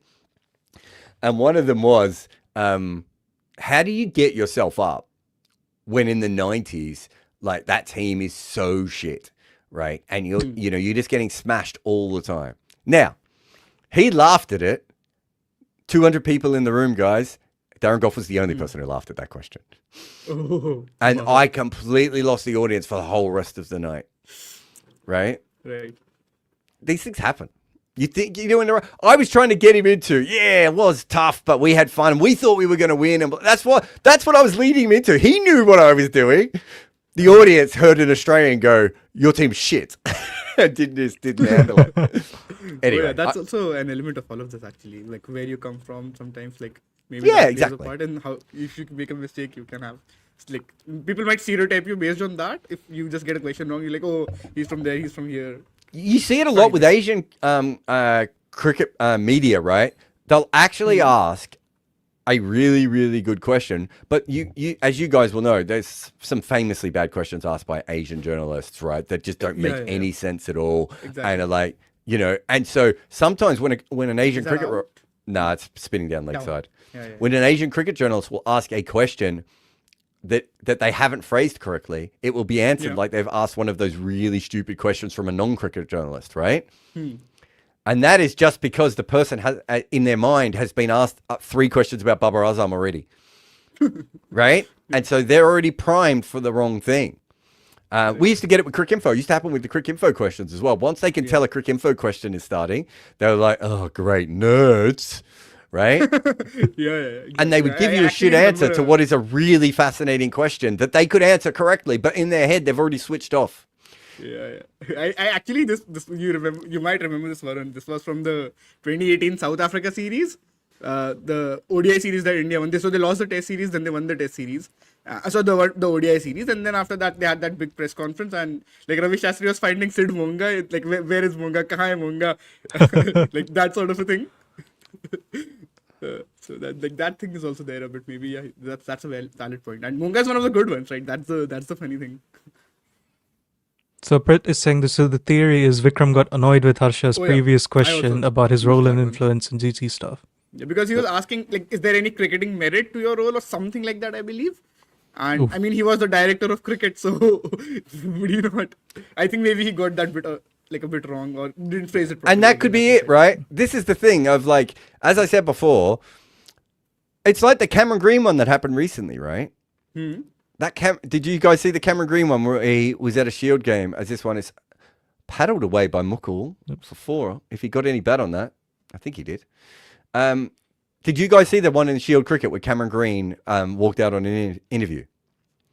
I feel like a very vague memory. Like, I don't know what exactly you're talking about. So he basically asked something along. I think that what this guy was trying to say is, you were out of form and now you've made runs. Can we kind of talk about that, right? And so he did not get the question, and then he got really angry, and then he started saying, "You're out to get me" and everything. Like, it was really, really dramatic what happened. And it's like sometimes you just do that, guys. I'm just going to pop out for 10 minutes. I'll see you in a bit. Like, Varun, that's what I'm saying. Like, it might be happen. It might be the case that maybe you're annoyed that day and it's not your day, and you just got frustrated at a certain question. Like, at a certain point, all of these guys are human beings, so it can happen. I think not much to read into it, to be honest. I think that's fair. Is there any super chats we can answer? Yeah, we can. I like this one actually, the Hazelwood one. Let's say this one since this is relevant right now. Is Hazelwood a good flat pitch bowler? The current he version, must be if he's good at T20 cricket, right? Yeah, exactly. the current version has to be, right. Today is not a flat pitch, I think. Today is not a flat pitch, I would say. As I always say, Chinnaswamy has a bit in it for the seamers early on, especially. If you're bowling the right lines and lengths, you get the ball to move around a bit. And the pairing with Bhuvi, that I feel like that also plays a bit of a role in all of this. That, now you've got 2 proper guys right at the top, so you can't even take... Like, if you take risks, there's always a chance that you can get out. And if you play it on merit, then you're not going to score as fast. So Hazelwood, is he a good flat pitch bowler? I think yes, but it will be worth looking into it into more detail for Test cricket and stuff as well, because I feel like his numbers have gotten better in Tests the more he has played, on all these tougher wickets of late. Has it not? But that could be a match factor thing as well. Like, obviously the raw numbers are going to drop off, so it will be worth comparing how relative to the other bowlers he was doing when the wickets were flatter in Australia as well back in the day. Yeah, I think I agree with you. I think one of the reasons he doesn't always pop in Asia is because he doesn't swing the ball much, right? At least reverse swinging as well. You Unlike mean Test Stark, cricket, who right? can in Yeah, Test yeah, yeah. cricket, yes. Correct. I think that's Yeah, why I don't know if he's always He a also hasn't strike played a weapon in lot, Asia. has he? Yeah, he's not played Yeah. a lot actually in Asia. I feel since his, I think we did this for the most improved Test player piece. This whole improvement that he's had, he's actually not played a game in Asia, if I'm remembering this right. He definitely didn't play in India when they had that series. I want to say he didn't play the 2 series in Sri Lanka either. Max to max, he would have played 1 game, like in all of this. Oh, Hazelwood. When yeah, Hazelwood. Stark plays a lot in Asia, right? That's the one reason Stark why plays a lot, yeah. his overall numbers sometimes, like, I know he's good in Asia actually. In Sri Lanka especially, he's really good. I feel like in India he's not taken that many wickets, but because he's played a lot in Asia, he's always has to go there and bowl. Like that also, at a certain point affects his stats, I think. No, yeah, good No question arguments there. actually. So Krunal's bowled really well today, I think. Yeah, he has. Oh, is that a I think 6? 2. No, I thought that was So she was 4 showing highlights for a second because the scoreboard didn't pop up. 4 dots so far. Well, in this over. And then Yeah, the this 6, one's yeah. a 6. 100 wickets for Yeah. him, bro. Not bad. 147 matches. Like classic. This is elite defensive spinner numbers. Yeah. The thing is, if you would expect that if he was getting hit, his economy from 7.5 would have gone to 7.8 or something by now for his career, but it's still around that, and somehow he's found a way to keep being relevant in this format consistently. I'm telling you, bro, 5 to 6 meters. Can't go wrong. Yeah, exactly. And Chinnaswamy as well. That's why we were very much bullish on him for RCB back during the mega auction time. Were we not? Like, they should definitely get him and he'll suit them and all of that. Because I think over the years, if you look at RCB's history before Krunal Pandya, they really lacked that one defensive spinner, did they not? Like, they had Yuzi, who was arguably the best spinner in the league of all time, but he's a wicket taker. You also need sometimes these sorts of bowlers which other teams have had and have had success via that. I think this is something which they figured out this time and it's working for them. Yeah, they Like, didn't have right any now- bowling with Uzi. That's the main issue. That's the issue, exactly. And if you look at it right now, I would imagine most teams have a defensive spinner, would they not? Like, not all, but so if we do this team by team, Chennai, who is Chennai's defensive spinner right now? Akil? That I'm not sure about. Oh yeah, Akil, I forgot about him completely. Yes, I will give you that. Yeah. Yeah, he is there. But then he takes up an overseas Sunrisers. spot as I well. guess Harsh Dubey is Harsh Dubey a defensive spinner? He has to be, right? Yeah, I would say he's a defensive spinner, yeah. That's a Yeah, good one. Mumbai Santner. That's right. Mumbai Sandner, yeah. Delhi For- Akshar. Delhi Akshar is the classic one, of course. There's KKR have no doubt Narayan. at all. KKR have Narayan, yes. But he's also like I feel like he takes a bit more wickets than a defensive spinner. Is that fair to say, or no? Or he's like Yeah, the I perfection. think he's the perfect model. top dog of the Yeah, defense. He's the top dog of the Yeah, yeah. defensive ones, isn't Just like Bumrah for Pacers. Yeah. Yeah. he? Yeah, exactly. Who Uh, else are we which other missing? team? Yeah. Jadeja for Rajasthan, I guess. I Punjab. don't know if Jadeja is a defensive Jadeja for spinner Rajasthan now. anymore. They're not bowling him much, but yeah, in theory, definitely. Punjab, if they what play about Punjab? Harpreet ever. Harpreet, yeah, perfect. Yeah, they're not they're going with the 4 paces thing. Even Gujarat are similar actually in that regard because they've got Washi who they can use as a defensive spinner, but they don't bowl him. They got bowl Sai with Kishore, 4 who's pacers. more. They've got He's Sai again, Kishore I as think well, he's yeah. more better than that. He's more strike as well, isn't he? True. He's quite good, I think. But I still don't get why they didn't play him, man. It's like, for fuck's sake, you're a bowling team. Pick your best bowlers. True. Yeah.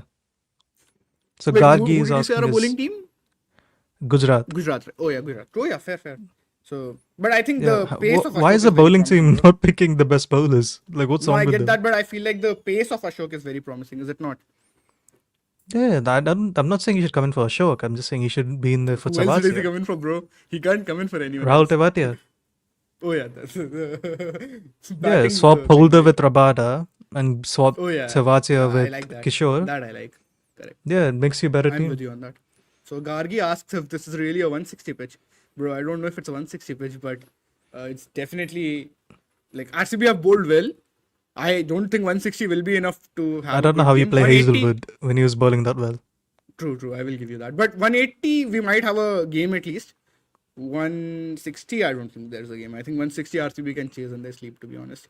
I know it can always Yeah. come to bite me back when I'm making a statement like this. But honestly, like just looking at the form that RCB's batting lineup is in right now, 160, I really don't think it should be a problem. Unless Mayank, I believe, is playing today, right? If he goes on a tear early on, and if we see a repeat of that last game in 2024 where Mayank absolutely had RCB all over the place. To be fair, personnel change as well since then.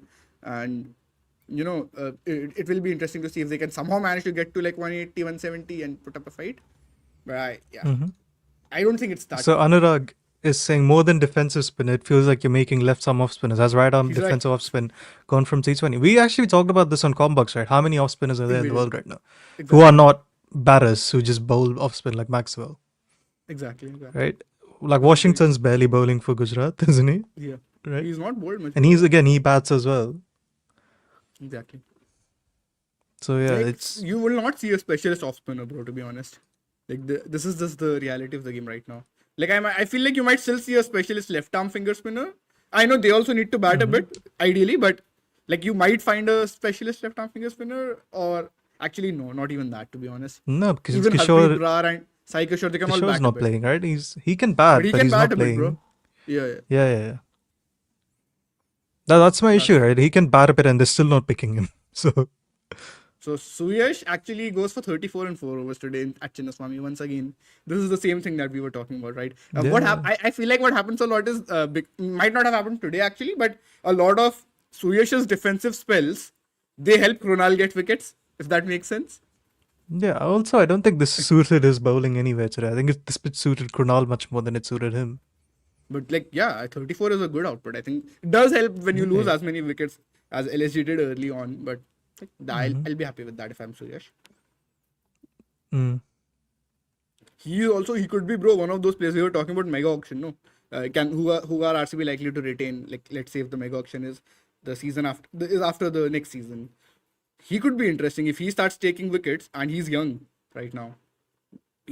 I think he'd almost have to. I think he needs to be much better than he has been for me to retain him. I'd try and buy him back. Oh yeah, actually that's a good one. Yeah, I feel like he's also more buyback than retain at the moment. Fair. I think he's quite good though. I don't have an issue with his bowling. He doesn't profile as a leg spinner, bro. Like actually, if you think about it, he doesn't bowl a lot of leg spin, does he? He bowls a lot of googlies. He keeps spinning it into the batters, the right-handers. So I think that certainly plays a part. Maybe he is not a leg spinner. No, I'm just kidding. Obviously, he's a leg spinner, but he's a googly bowler, a bit like Bishnoi in a sense, right? Yeah. Also, the Aguia is asking us, would you play Bethel over Romario for that extra spin option as pitches slow down? No, but the more interesting thing is, as people I think are starting to like, is if RCB are batting first, you have Romario and Duffy on the bench, and depending on how many wickets RCB lose, you send Duffy in instead of Romario, and that makes RCB's bowling even better, right? Exactly. But the issue, I think, the problem I have with that is 3 new ball bowlers again. Duffy is at his best with the new ball. You have Hazelwood. If Hazelwood's bowling like how he has today, I'm not taking him away from the new ball. Never. Bhuvi needs the new ball. Bhuvi needs the new ball, and Rasik is also your first change. Like, you also don't want to delay him too much. Like, ideally, you want him to bowl a cup. I think you want him to bowl at least 1 over in the power play, and if he's bowling well, then you give him a second, and then he can obviously do a job for you after that, right? So he's the classic first change bowler, which is why I was also asking this question earlier, that why are they not playing him over Abhinandan? Or even like Mangesh, I was also asking if they should consider Mangesh because he adds some batting. But I think they've gone with Rasik and that has worked for them so far. So yeah, I don't think Bethel for Romario works. Also because Bethel's batting position will be, where will he bat? It's a bit odd, is it not? And is he that good a bowler right now for you to be trusting him as an option on spin-friendly wickets? Again, I don't know. If you but want also to play a he's the spinner, left arm finger spinner as well, right? bro, if you want to play an extra spinner, you can play Vicky Ostwal, no? Or Kanish Chauhan, the Not under too 19 familiar with either of them. Yeah, Kanish Chauhan. I believe Vicky talked Ostwal about is him. a left arm finger spinner, is he not? I hope I'm not wrong. Rasik's Yes, I bowling think he now. is a left-arm finger spinner. There are edits for him and all, bro. Yeah, he is a left-arm finger spinner. He's And 23 he's got a actually. 4. Badani's batted He- really well, I think. I wonder if the pitch is just flattening out for him. Oh yeah, that's an interesting one. And Mukesh. Mukul has also stuck around for a bit, has he not? Handy. Yeah. So they still have Pant, right? Because he was injured. Yeah. It will be interesting to see if he can bat in the first place, though. Mm. What are they Will on? he They're be fit enough to 117 go? now, right? They probably could get 170 now. They can. Yeah. Yeah. I think I'd if I back have to them. predict, they'll make 165 from here, bro. What do you think? Mhm. I'm going 165. Yeah, I'll say 170. Why not? Fair. Let's see. Yeah. Whether that will be enough, we don't know. But Oh yeah, that for sure. But if they get early wickets, we might have a game. Because if you think about it so far, have RCB lost a lot of early? They lost against Rajasthan, right? Against Rajasthan, they lost what? 3 Yes. in the power play, and then immediately after that, Krunal also gets out. And they kept losing wickets actually in that game. I But mean, against that Chennai, they had Rajasthan lost game was batshit crazy. Yeah, that was a hilarious game actually. But if we actually look at the other ones, they didn't lose a wicket against Mumbai. They lost 1 wicket against Chennai in the power play, and they lost 1 wicket against Sunrisers in the run chase. So they haven't actually lost. I believe their average was like 51 or something, bro. They were not losing wickets only in the first 4 games.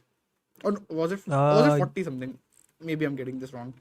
Maybe I guess 51 the was other Mumbai's thing bowling would average. be is if Virat's not completely fit, he might be looking to be more attacking, which means his chances yeah. of getting out go higher. And then That if the could ball moves early on, Salt can be a sitting duck. If you get both of them early, then that makes you'd have what? Devdutt Padikkal and Rajat Patidar in the power play, which quite early, right? Yeah. So that's fun the way to only look at chance it. not Delhi, Luck now have to win this. Yeah, I agree. And that also is not a guarantee, bro, because like they still have batting after that. They can like always rebuild and go ahead with it. But yeah, that's your I think best opportunity. I mean, it sounds obvious, but taking wickets in the power play, feel like that's what you want to do here. Yeah, because Krunal if both of them Pandya survive the power play, I don't think Lucknow will win this. then there is I think very little chance for them. There's no chance. Yeah, like even if they don't bat as fast as they have been, RCB in the power play so far, if they go at like say 55 for none, they would take that, to be honest, on this in this sort of a chase, because then you know what you're doing. But let's see. A lot of it will eventually depend on the way Lucknow bowl and how Virat is going to feel because of the whole injury stuff and everything. If he's going to think, And okay, I know I'm not Badoni going is to. out. Uh-oh. A slow ball from Rasik. He was the first over also slow, bro. 105. Yeah, that's a good catch as well. Yeah, regulation, as Rob Barron would say, but I like that catch. If Pant isn't coming out to bat now, that means Mohammad Shami is coming in. Oh wow!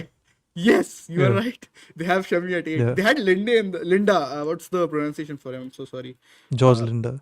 Yeah. George Linda, I believe. Yeah. So in the last game he came in and he added a few runs. Shami also actually slogged a bit, but I think having Linda at 8 helped them prolong their. And you have score a bit Avesh more. Khan at Chinnaswamy, the greatest the batsman ever. Oh yeah. I actually don't mind Linda on this pitch because this pitch, from what I've seen, it helped Can they sub Krunal, him so it in might now? help Linda. How many overseas do they have right now? They have Marsh and Markram and Puran. Yeah, so They can Pant has sub come another in. overseas. Okay. Yeah. I feel like he might see if he can, actually connect it, because if there's no point doing that, he might just be like, okay, I'm going off again. I think he wants to take a chance now, because now is the time to do it. The specialist batter's gone, right? Yeah. Let's see what Rishabh Pant does with 4 overs remaining. So RCB were actually they are averaging 47 this IPL with the bat, and at 11.8 runs and over. So they were not actually lost a lot of wickets all the way through. Yeah, they feels like they've been 4 down every game, haven't they? Like Yeah, Romario's barely batted. Romario has barely batted. Jitesh has had like a couple of bad games, but generally he's also not had as much of a hit. So Rasik's coming in with Rishabh Pant on strike. And it's an attempted wide Yorker, I want to say. And Pant swings and he misses. And that's his over done. Rasik's bowled well for 2 games in a row now. I think he's impressive. He's bowling really well.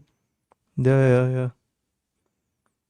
Even the last game was the longest 1 over ever of my life when he bowled that 1 over. We just kept coming in, getting massaged in the middle of it, and then doing it again and again. I get nightmares about that game, Another- man. Did we take this question? Oh yeah, I think we took this question. No. We Is this might have. game over? So Kaushal is saying, It's is this basically game still- over? No, it's. I don't know. It's hard. No game is ever over because LSG's strength is their bowling, isn't it? Is there What we're seeing now is the weaker skill set. Yeah. But then again, LSG have also played on some good bowling surfaces, bro, today. If Yeah, to- and to what be fair, changes today- it is a fit Mayank Yadav. That completely changes Yeah. the odds of them. Yeah, I'll give you that. Yeah.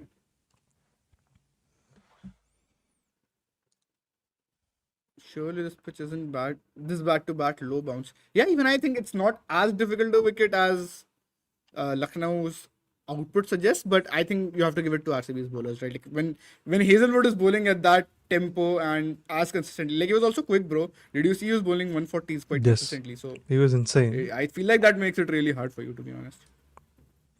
Yeah, like so what? We had Krunal who bowled really well, and then we have Hoff who bowled amazingly well.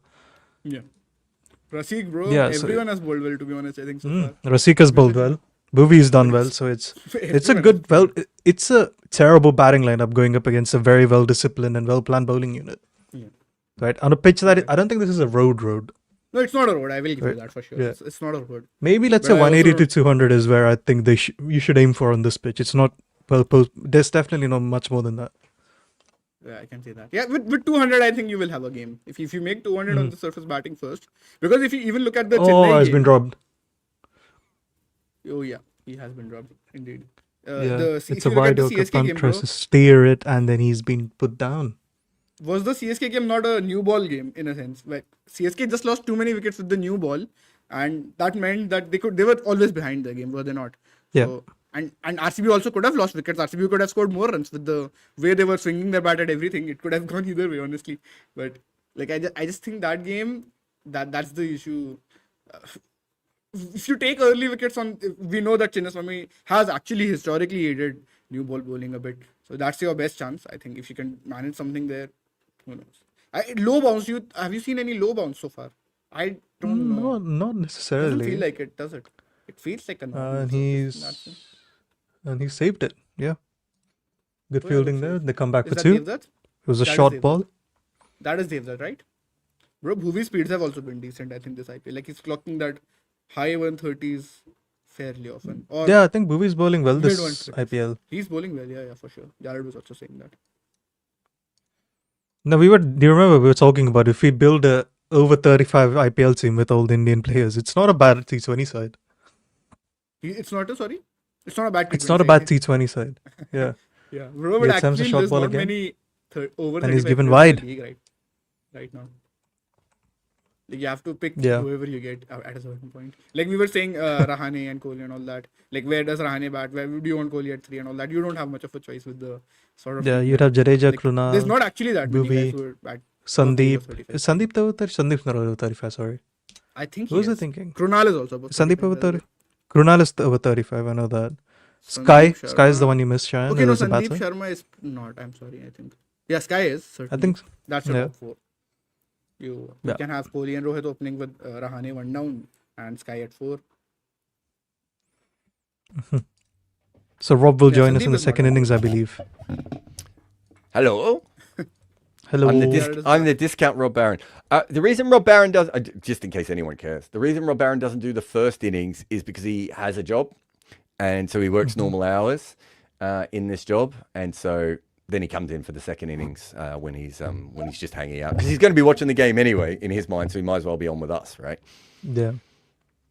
So Jared Sharan has asked this: two teams with really good analysts go up against each other, and assuming equal team strength, does it become a contest of which team outsmarts the other, or does it become a contest of who does less stupid stuff?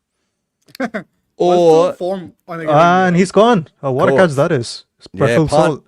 oh, Who's Rishabh taken some Pant's back. I hadn't screamers. even noticed that. I was Yeah. Yeah, that's a really good catch. Salt. Full Salt's taken some scream. screamers this exactly. season. This Yeah. season, even last season, bro, the final, you remember? He swept the fast bowler there, and it was caught out at deep mid wicket. As we said, really good catch from Phil Salt. Okay, So so the- Jared, when it comes they've to got two 2 of analysts, From Puran and Pant, by the way. 2 of 13 from Yeah. Puran and Pant. when it comes to this question and the analysts, the only answer can be who is more alpha out of the analysts.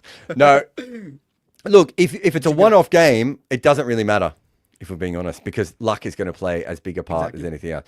Form on I that don't know who game, the yeah. Renegades analyst was I was going up against in the Big Bash final years ago, but I know I had the better game, right? And we lost. He just got one good partnership. That's not to say he's not a better analyst than me. I don't know, Jared. You dropped Evan Gulbis. I didn't drop Evan Gulbis. I would never drop Evan Gulbis. We're all aware of this. So I think if you look at it from that perspective, it may be if you played over 10 games, it might be a contest of which team outsmarts each other. But even when it comes to being an analyst and everything, each individual game is going to have toss, dew, the ball swinging more for one team than it does for the other, drop catches and everything else. Realistically, that is what would define those games more than anything else, I would say. If it's a series, Jared, 5-match series, how would you take that then? Yeah, I still think that the non-stuff plays the biggest part, right? It's like if you have two great coaches against each other. You can have two great coaches with really similar sides, but when it comes down to it, it's going to be the stuff that you can't plan for that is going to have the biggest impact. Yeah. Let's say my team drops 2 catches and the other analyst team drops 1 catch, right? Exactly. But they drop 1 catch and that guy goes on to make 100 and my 2 catches both go out next ball, right? Exactly. Like, you know, that at a certain point, I think it's probably not exactly the answer he wants, but essentially those are the things that you can't do. 2 great analysts should cancel each other out. So I don't think it's a team of whichever one outsmarts each other or even the mistakes. I think it's probably more to do with the fact that on any given day, that's how the matchups work, right? That it just doesn't go exactly the way you want it to go. They've subbed George Linda. And did you guys see that? So that means another game where Mayank is not playing. Didn't Tom Moody say he's available and fully fit? He was in the subs. That's the thing, bro. They didn't start him. I think he was in the subs last game, though, wasn't he? Was he? I'm pretty sure. I have a Could be feeling wrong. He was not. I have a feeling he was not, but I have to check that one. I know I've seen him as a sub. I thought I had seen him as a sub at other times. Yeah. LSG versus Gujarat, right? 2026. Anyway, so which means we are not going to see Mayank going up against this RCB top order. That will be that's a bit of a disappointment. I did want to see that's that advantage RCB then. Oh yeah. I mean, But that would have been a probably fun lost matchup over. to watch also, bro. Like, And he's bowled his worst ball of the day. what a dud. Sack him. Hazelwood's finished. Yeah, he's washed. as Varun says always. So Jared, I have a question for you. If you're a Hazelwood and you had such great success bowling good length and back of the length today, even for the death overs, are you tempted to just stick to that, or do you go to your death plans immediately? Probably also depends on the plan I have for the batter, right? Yeah. If I think it's a player who's going to struggle with my best length, with a softer ball, which And he's he gone back to has, length he's again. just gone back to it now. Yeah. I would probably bowl that. However, if I'm not as sure about that, right, I probably think, well, Yorkers. If it's me, I probably would bowl a Yorker, a slower ball, and my normal length early on in the over just to see.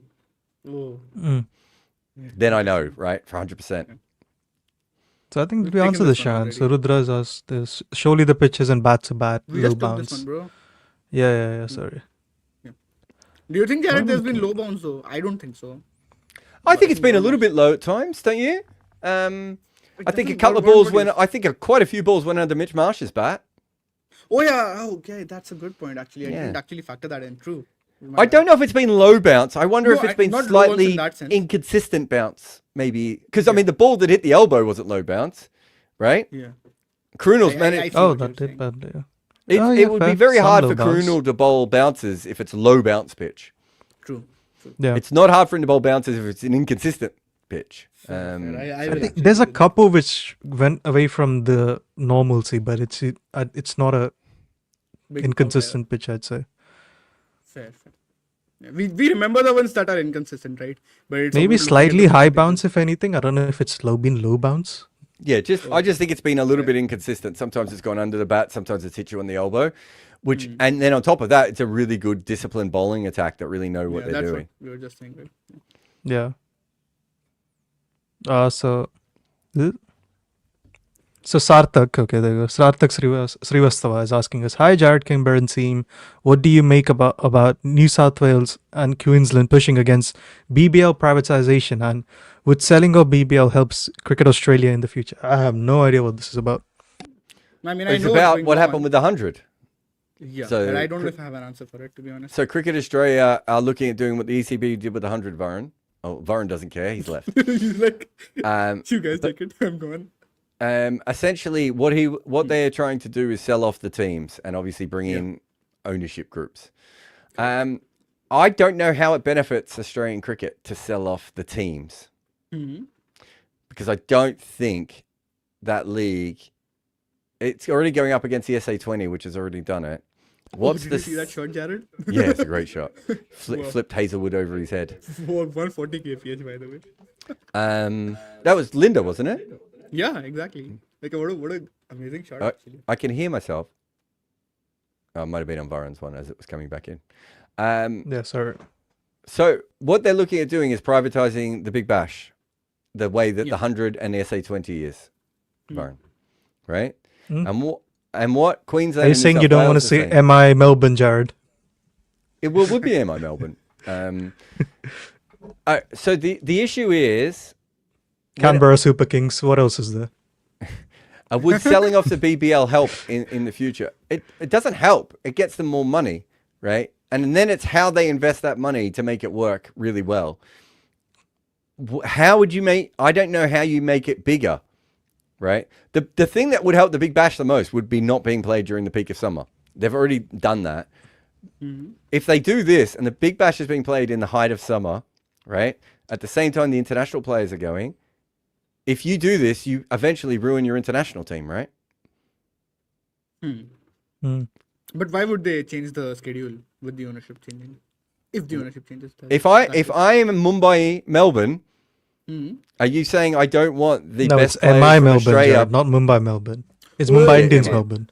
Yeah. MI Melbourne. Yeah, True. MI Melbourne. Do I not want the best players from Australia playing in that tournament if I've just spent $50 million? Oh, yeah. You have a point. Yeah, also, 100 what is it? million, It's, 200 it million, already clashes with the SA20 and I want to Exactly. say, ILT20 as well. what's the one in the UAE? ILT20, thank you. Yeah. ILT20. Yeah. Right? So then, are they going to get as much money as the 100 got? One of the reasons the 100 got so much money is that it's a The window. bigger market than Australia, right? And it's not clashing with other things. Exactly. The window is open for them pretty much. So there's lots of issues there. Now, how does it make Australian cricket better? It brings in, let's say it brings in $1.5 billion, right? That's quite a lot of money. Australia already has the best cricket stadiums in the world, right? They do. How does it help bring in other players? Does it make it so that people are more likely to pick cricket than other sports? IPL and all these franchise leagues have already kind of done that a little bit, as he's almost caught down on the boundary there, Linda. Then you've sold off. So what's the big strength that Australia has over all the other cricket nations and always has is the fact that Shield cricket has always been played generally to make sure that the players are at their best for the international team, way more than any other country has ever managed to do. What happens to all that? So yes, you get an influx of cash. Does it actually help Australian cricket? And that's all New South Wales and Queensland are saying, right? Eventually it will be sold off. But does it make sense to sell it off at the moment? Are we selling it off to the right people? If you sell it off to the IPL owners, right, you're creating a subsidiary league again. You've got to make all those decisions. And I think if you're New South Wales and Queensland, you probably are looking at it from that perspective. And, you know, I don't think there's a bad answer. I think if they sell it off, there will be good things that will come off it. I think if they don't sell it off, there'll be good things that come off it. I think it's a really interesting one. Jared, they just showed Mukul Chaudhary's split for today. He scored 2 runs on the offside and 29 on the onside. That is worth something. So why the Yorkers then? I suppose so, yes. Oh, He that's hit high in them the for a air. six the last That's good. game, if you remember. And he's Oh, taking great it. catch by Tim David. Running back towards the boundary here. That's going to I annoy think we Rob have some Barron. good fielders, I have to say that. I know they just sort of dropped the first one, but like generally you can see they've got good boundary riders, I think. You've got Tim David, you've got Phil Salt. These two, I think, definitely play a big part in all of this. And Krunal is good. Like, he's also a handy fielder, is he not?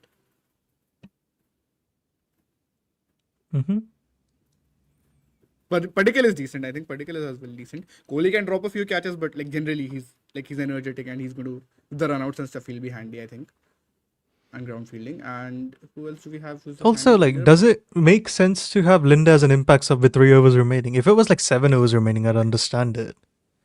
They just want to maximize the runs, bro. Like they want to have something to play with. I think that is the argument here. Yeah, but like I if know it's we all 3 overs, want to how see much Mayank. can you maximize? No, if it was like if they were, I don't know, 80 for 6 after 12, I'd understand him coming in. But if it's like you're not gonna get a lot of runs from him with 3 overs remaining, are you? Bro, but that's better than not having a batter only, And like if you want runs. Yeah, fair. I guess. So Jack is asking us, did you guys do a quick picks for greatest slumps of all time? How do you measure and compare a slump? How high would Cam Green be on the list? I think what would Green the wouldn't even be on it, would he? easiest? No, the easiest way would be what is the highest the average has ever been, highest and what did they end up correct. with, and see the difference. Yeah. Okay, If you- then Mike Hussey would be on that list, as we've got another wicket Yeah. here as Shami gets bowled. Yeah. Oh yeah. So Oof. I'm not sure that we could say that. Did Mike Hussey have a slump when he was averaging 35 in Test cricket for 2 years? We have to factor those things in, right? Yeah, that is a slump, is it not? I It don't is, know. but Is it a he's slump also- or is it just slightly below average? Reversion. to Yeah. Yeah. That's what I mean. Yeah. You have to be a little bit careful with that from that perspective. I think Neil Harvey, Virat Kohli, Jimmy Adams, those are slumps. There's another one I'm forgetting. I mean, Cameron Gordon Green Reynolds. hasn't even Gordon become a good Reynolds, player right? yet. I don't know how he Oh, would yes. be going through a slump. Agreed. Maybe for his stocks, Jared, like he was rated very highly, and now people are underrating him a lot. But perhaps. that's Like, not I a still don't slump, is think- it? That's I know, people, it's not a slump. That's people It's a- projecting you're going to be good it's and a- you're not good. Exactly. Yeah. That- I think everyone's sold their Cam Green stocks, haven't they? It's Yeah, and then definitely when he's like 28, he'll be really good again, and everyone will look like idiots, right? that. I am not selling my Cam Green stock. I still think he's good. He is just in the wrong team right now, to be honest. So Siddharth is saying, I'm back, Jared and gang. We all love Krunal's braids, right? He was on the Oh, is wagon it? wheel. Yeah, it he is was Bruce, right, sending yeah. some messages on wagon wheel thanking us for these shows as well. Nice. That's great. That's always nice. So Rohit Kumar Jha has asked us, can Dharamshala Cricket Stadium host Chess World Championship match in India in 2026? We'll take chess to a whole new level, which is usually an indoor sport. Now, what Dharamshala needs to do is host chess boxing. That's what we need. Can More in you India. do it like, is a stadium too windy for chess? Does chess get affected by wind outside? I know New York and India both have a lot of outdoor chess, right? But is there a chance that your pieces could be blown? And does that matter? Oh, wow, that's a good question, actually. But I honestly don't think this is. I mean, I've my- seen people play it outdoors in India, and obviously New York's famous Yeah. for it, so I'm assuming it's okay. But I've been in a lot of cricket stadiums and tried to record, right? And you end up with like muffs on muffs, right? With your sound stuff because it's so windy in cricket stadiums. I don't know if it's the big open spaces or the shapes or whatever, but Yeah. not that I remember Dharamshala being particularly windy, but Also, Jared, you wouldn't want to do it at the how fucking does it make the basin. game better? How does Hey? it make the game better? Like, what does it add? Does it add an aesthetic value, or like I'm not getting that bit here? Like, how does it make that sport of chess better? I don't know. I would do it on the back of a lion. There's one of them around the shoulders, one of them around the hips, and you have to hold on and play chess. So King Niz is saying, I'm backing SRH to go all the way this year because of Cummins. Interesting.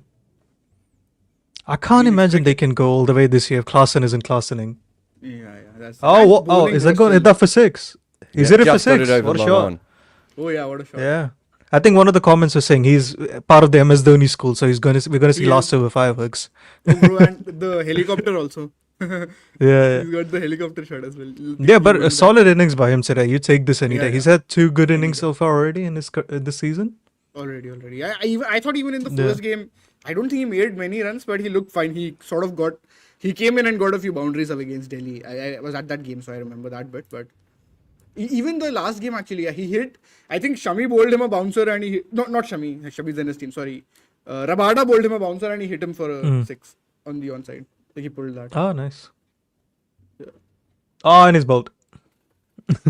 Praise him too much, I suppose. Yeah. Yeah, good innings. We yeah. put the Definitely commentator's has curse given on them Yeah, you will give him some sort of that will give Lucknow some sort of Yeah. semblance of They probably respectability. don't I have would say. enough, right? I think. Yeah, of course they don't have enough, bro. Yeah. They're like at least they're 20 short than what I was saying they can make, and 25 than Yeah. what you were saying. Yes. So RCB have actually They nailed every bowling seriously phase. bottled it. He got Yeah. nutmegged say- on that ball, by the way. Did you Yeah, guys see yeah, that? he did. Yes. I think it's quite So- unlikely that Pat Cummins is going to be the difference between where Sunrisers are now and winning the championship. Agreed. He's by not. the way. He's going to make them Yeah. maybe He'll make them 2 a or better 3% side. better. Yeah. It makes them 2 or 3% better, right? But not like it's not like Bumrah is coming back or some player of that level, right? Or Yeah. It's not I like actually Hazelwood think is coming back. the bigger swing is actually what Varun is saying. If Klaasen gets his old form back, that I think actually makes them like maybe a 5 to 10% team better than they are. Also, like if Abhishek will stop doing the binary thing, if it's either like single But that digit is score, part of 50 it, or bro, I 20, think. right? No, No, you but can't like take that away. Abhishek had his. Do you remember there was a point where he was getting like 25 in every I game or remember that something? very well. Yeah. The Asia Cup and Yeah. the series in Australia, he was getting starts consistently and player of the series both times actually for his. I think the issue is consistency. both Abhishek and Head are doing it. That's the thing. They need one of them to sort it out, right? Yeah. Because the issue is because if both of them are doing it, Klaasen is keeping coming in the power play and he's keep firefighting. Yeah. Yeah. Okay, what am I looking at? We didn't do this. Sorry. So Avi is saying logic behind Pant execution of the shot. He could have hit the ball in the same direction by keeping a strong base and probably hit it better or in the front. That's my main issue with Pant sometimes. I think he plays a lot of cute shots when he doesn't need to. I know Jared maybe feels a bit different at times about this. Test cricket, I don't mind it. agree with I Jared, mean, to be honest. he's hit a lot of those sweeps for 4 and 6 before, hasn't he? Exactly. Test cricket, I will give it to Jared, but wide ball at this point, bro. Like, I don't mind him hitting that to the leg side if that's where he wants to hit his boundaries. But it doesn't seem to matter what fucking shot he plays at the moment. So, do you know what I moment- mean? Yeah, Like, nothing's going right for him. Like, at this point, you have to say, is there a genuine case for them to drop him? And maybe even drop Puran, but can they afford to even do that? Like it's a very weird sort of a situation that they're in, are they not? I think you have to drop Puran first. I suppose so. Yeah, I think once Inglis comes back in, they have to make that swap for sure. That is I an mean, automatic. why one at this would point. you drop Puran first? He was your best batter last season, right?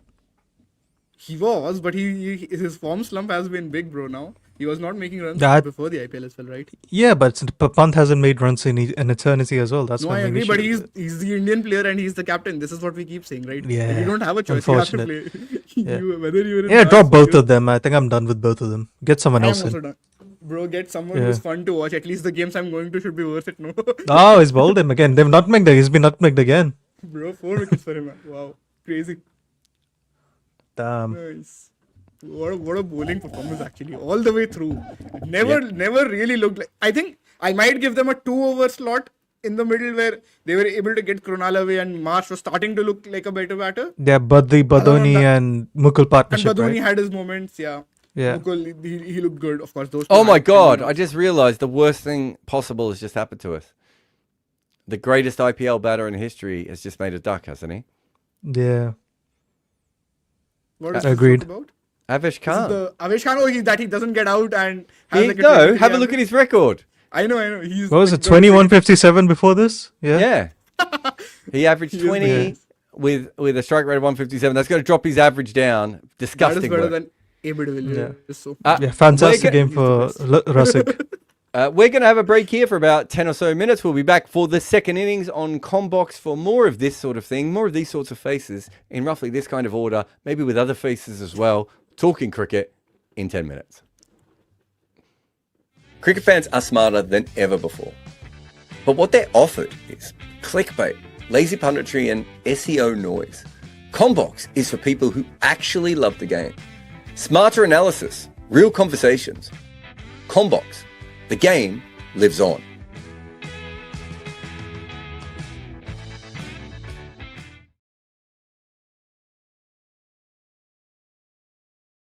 Slightly too early, IPL power rankings list. We have enough games to make very uneducated guess on who is doing well and who isn't. This is not a points table, it is a vibes check based on record, strength of opposition, closeness of games, and whatever else we make up. Welcome to the IPL power rankings. My latest book is The Art of Batting. It delves deep into how the best players ever made their runs. Get your copy today. RCB won at Mumbai but lost at Rajasthan. In fact, they beat Mumbai easily, but they went down to Rajasthan, though still played well at various times. Nothing to be concerned with. Their batting is the best. As of Sunday, they actually had the highest run rate of all the teams in the league. They have a lot of guys scoring around 2 runs a ball, with Rajat Patidar looking awesome. Romario Shepherd hasn't batted much, and Tejas Sharma's form is something worth keeping an eye on. Their bowling is very good. Krunal Pandya's early form seems to have gone away, which is a huge plus, and Josh Hazlewood is actually back, so also good. They need Rafiq Salam fit, and the less they bowl Romario Shepherd and Tim David, the better. RCB should be at least able to go 1-1 in the upcoming week, but with Punjab and Rajasthan looking in great form, they don't want to get left behind for the race for the top 2. They're also 2-0 at home so far. Punjab won at the Sunrisers, but they had no result versus KKR. They actually pulled the game back after conceding 105 for none in the power play, thanks to Shashank Singh's surprise spell. Against KKR, Xavier Bartlett was hooping around everywhere before rain ruined. Their batting has been elite. They chased down 219 and 163 at home and 210 at Chiphook. It'll be fascinating to see how Prabharia's intent in the first innings when they aren't limited by a target. Shreyas Iyer had 2 important knocks, as does Cooper Connolly, so the lower middle order hasn't seen much action yet. Their bowling has been above par. Arshdeep Singh is at 16 wides and a no ball from his 14 overs in this competition, going at 10.6, which is a bit high for him too. However, every other bowler seems to have had a moment. Even Shashank. The attack is not fully in form yet, so promising signs. Their road ahead means that Mumbai should be a tough game, but on current form, may not be. So Punjab can potentially go 2-0 in the next week, which sets them up very nicely. Rajasthan Royals crushed Mumbai in a rain-curtailed game, and they were pretty convincing for most of the RCB game. But then, Sunrisers brought in a couple of debutants, and somehow they were 9 for 5. Make sense of that. Their batting has been elite. In fact, their top 3 have been in sublime touch, and all of them are in the top run scorers list. And Suryavanshi is pretty good when it comes to strike rate. But they also have Jofra Archer at number 8 and Ravindra Jadeja not being a great death overs hitter these days. So there are still questions despite the fact they're making a lot of runs. In terms of their bowling, they might have the best performing attack of the season statistically. Their overseas paces at the top are doing incredibly well, and Ravi Bishnoi is again getting wickets. They have some time off now, which probably isn't bad after losing to the Sunrisers the way that they did. But after that, they go on the road, but against KKR and LSG. So you expect them to win both of those games, and if they do, they're in a great position for the rest of the year. With Gujarat, we were worried about the road games, but they went 2-0 in them. They beat LSG comfortably, and a big reason was they choked the flow of runs in the middle overs. And DC was obviously a coin toss game that could have gone in either direction. But their batting has been par. But with Josh Butler back, it will feel better than that. His last 2 50s have looked very good, and he hit lots of fours in Lucknow and cleared the ropes multiple times in Delhi, which this team needs more than anything. Shubman Gill has been amongst the runs, and Washington Sundar got his first IPL 50 last week. They lack power, but Phillips has barely faced the ball. Their bowling is very good. Pace is pace, yeah, and they're using it in every single phase of the innings. Prasid Krishna looks in superb form with his impact in those middle overs, and we might have to start wondering if Rashid Khan is back as well. Ashok Sharma has been very quick, but it's Kagisa Rabada that has been their most expensive seamer so far. They played their next 2 games at home, so you'd expect them to be at least 1-1. And they did beat Mumbai at this venue the last time on a black soil wicket. Mumbai bowled first in both games and did not get a single power play wicket and got smashed all around the park. They then lost too many wickets against Rajasthan and couldn't actually keep up with the required run rate versus RCB. On paper, this batting lineup looks good. On grass, it isn't quite working. Rohit and Rickleton can't score quick enough. Tilak Sky and Naman have made no runs. Shafane is a great hitter at the end, but they need to give him more of a platform as he likes to be set first. But their bowling has been awful. Shardul Thakur has 5 wickets. Bumrah, Bolt and Chahar have 2 between them, while Mayank Makande has 0 wickets, an economy of 15.2. For a bowling lineup of big names, they might need to start taking more than 3.5 wickets a match. They have an interesting schedule, a home game against a strong team and an away one versus a side on the rise.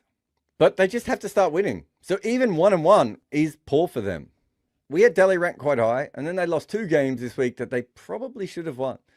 They almost chased down 45 in 3 overs before the David Miller non-run on the second last ball, And against CSK, they fielded terribly and then again lost too many early wickets. So far, their batting has been below par. They have too many slow starters. They have two normal anchor-type batters opening, who, to be fair, have been solid this season, and two finishing anchors as well. And Samir Rizvi is someone who needs a few balls under his belt before he plays very good knocks. And Akshar Patel's form has not been ideal so far. Well, with the bat, because Akshar Patel with the ball has been quite good. In fact, if you look at their lineup, they have two of the top spinners in the league, plus Lungi and Gidi, who may also be a spinner at this point. But Kuldeep hasn't quite been at his best. Natarajan and Mukesh Kumar have been decent so far. They took 16 wickets in the first two matches and only 6 in the following games. Their next two matches are against RCB and the Sunrisers on the road. One win gets them to 3-3 for the season, but can they find a way to take enough wickets and restrict those two batting lineups on their home turf?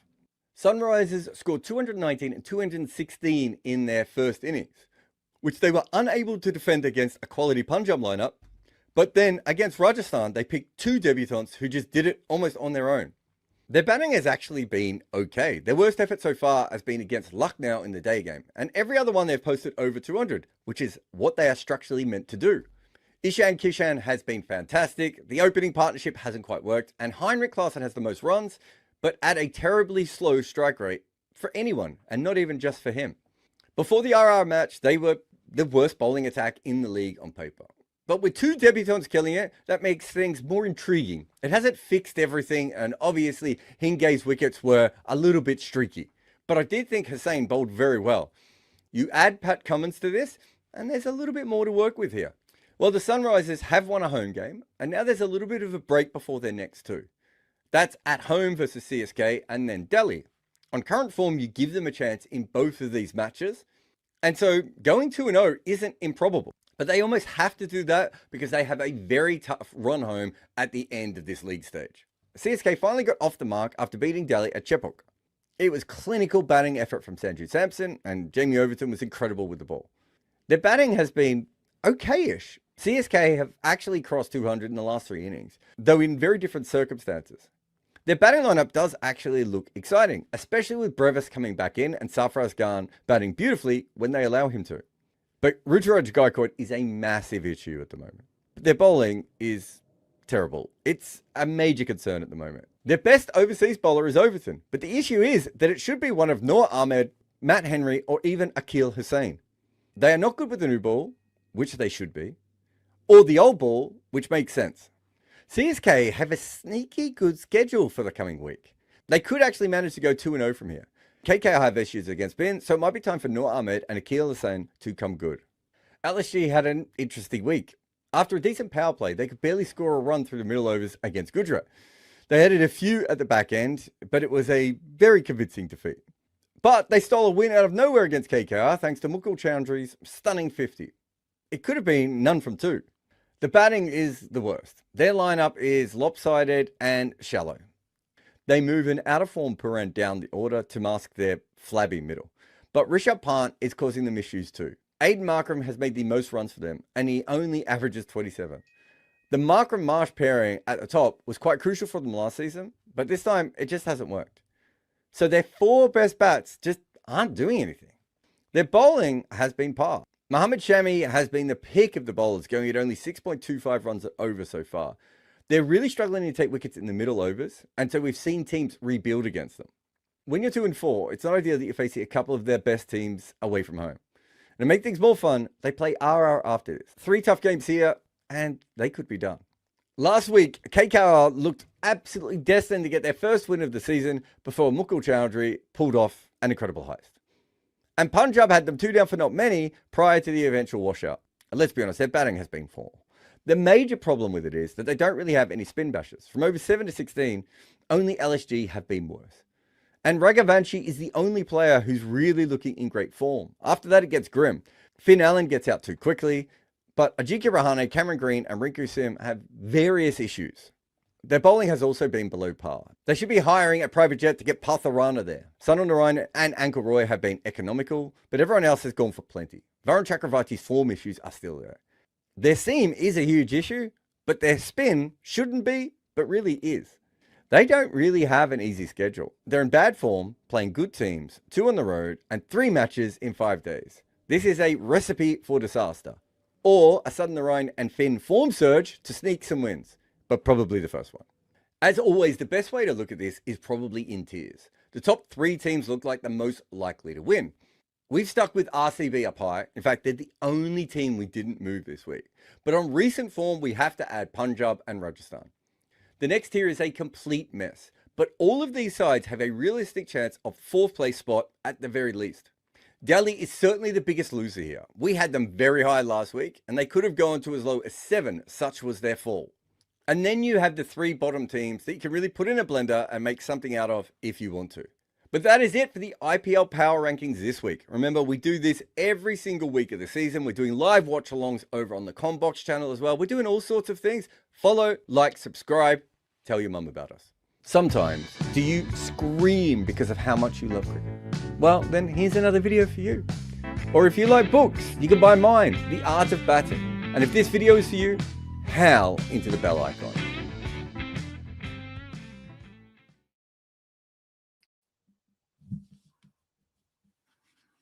Hello, you're muted, Cheyenne. Good start. Oh, yes, I'm sorry, guys. I was muted. Hello and welcome, everyone, back to Combox Live. We are here for the second innings of the RCB versus LSG match. And Rob, what are your first thoughts on this game? The fielding and everything? Decent fielding, I would say. Couple of drops. Absolutely rubbish fielding, of course. There was a good catch or two in there, though. To be fair, Two wasn't good there? catches. I have to give you that. Yeah, I saw the drop off Boovy. Who was that? Suyash. But you didn't need fielders because the pitch was doing a bit of reverse, so you just needed to aim at the stumps. Like half of them got bowled, didn't they? Literally half of them. That is true. What happened to Puran? I didn't see his 6 balls. Just didn't get anywhere near any of them. Hazelwood Hazelwood got him out, but yeah, he was just, they were bowling well. Was it Boovy or Rafiq Salim who was bowling to him? They were just using the pitch quite well. I believe it was stuck. Rafiq. The 6th over Yeah. was bowling the 6th one. Yeah, he just never really looked like it, did he? To be hasn't fair, been. I don't know if you noticed this, Rob, but I'm pretty sure they were trying to bat within themselves at the top today to get themselves in, and then somehow they still lost. One guy got hit, another guy dragged on, and the other guy went out from a full toss down the leg side. Yeah, that's also true. Actually the shit balls have gotten the wickets, but if you look at the other deliveries, they've bowled well. I mean, is it only 1 in 16 that they defend this? Is it 1 in 16? Is enough in the pitch, isn't there, to make this fun? They're missing another bowler, though, aren't they? Well, they don't yeah. have Mayank today. Lindy, If they had one more seamer, I think I'd be with you, Rob. I think I'd be more interested. yeah, I mean, Lindy's George probably Linder not- can still bowl, but you know. Why is he? Why 7 off 7 man who is George Lindy, and then you lose Mayank, who could have been an absolute nightmare on here? Yeah. I think they just wanted to prolong their batting, like to give them some sort of. When was it? It resemblance was of- about halfway through the 5th. The problem is, if you've got Mohammed Shami at number 8, you don't have a choice, do you?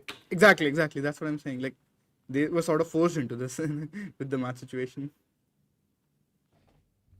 Oh, the first ball does a bit. Shami. 139. He is also bowling fast, Jared. Like Shami has also kept himself up.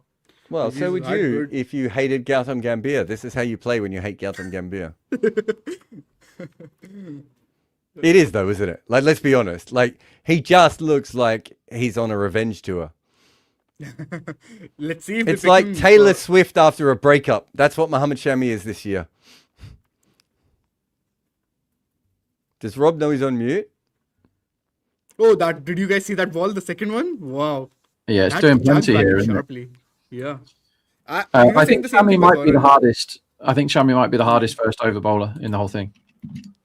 Well, they don't give. Uh, Does Bolt even bowl it anymore? Well, he Does did. even bowl it well? He did the other day because they binned off Chahar, but it was pretty. Yeah. It wasn't like Bolt at all. He Yeah, got back. exactly. He went for 13, I think. If Shami gets swing, he's disaster zone. Shami, did he get both Travis and Abhishek in the first over, or was it different overs? I feel Smack. like it was different overs. Good shot though. Yeah. Different overs, yeah. Yeah. You're trying to ask me to remember IPL games that have happened. Sorry, I should have asked Deepak this question if he was here. He would have Yeah, told us the Rayman exact can remember every ball of coordinates. every game he's ever watched, can't he? Yeah, exactly. As Salt humps one through the covers for 4. Not much style about that shot, was there? Just stand and whack. Yeah.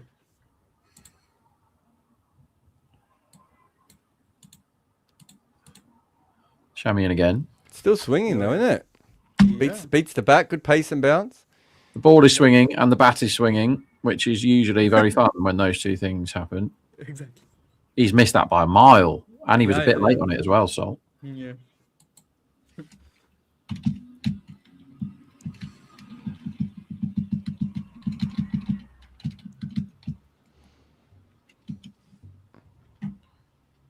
Rob, have you been putting any bets on any women's 50 over games and whether it's going to be rained off or not?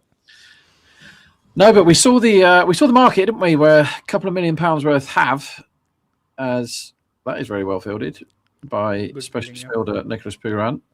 Yeah, He does so not usually field very well, does he? So we haven't talked about it yet. The game is over now. I will do a short video on it later, so I won't explain it fully. But essentially what happens is there was a game between the Warwickshire women and Hampshire women where the match pool was £158,000.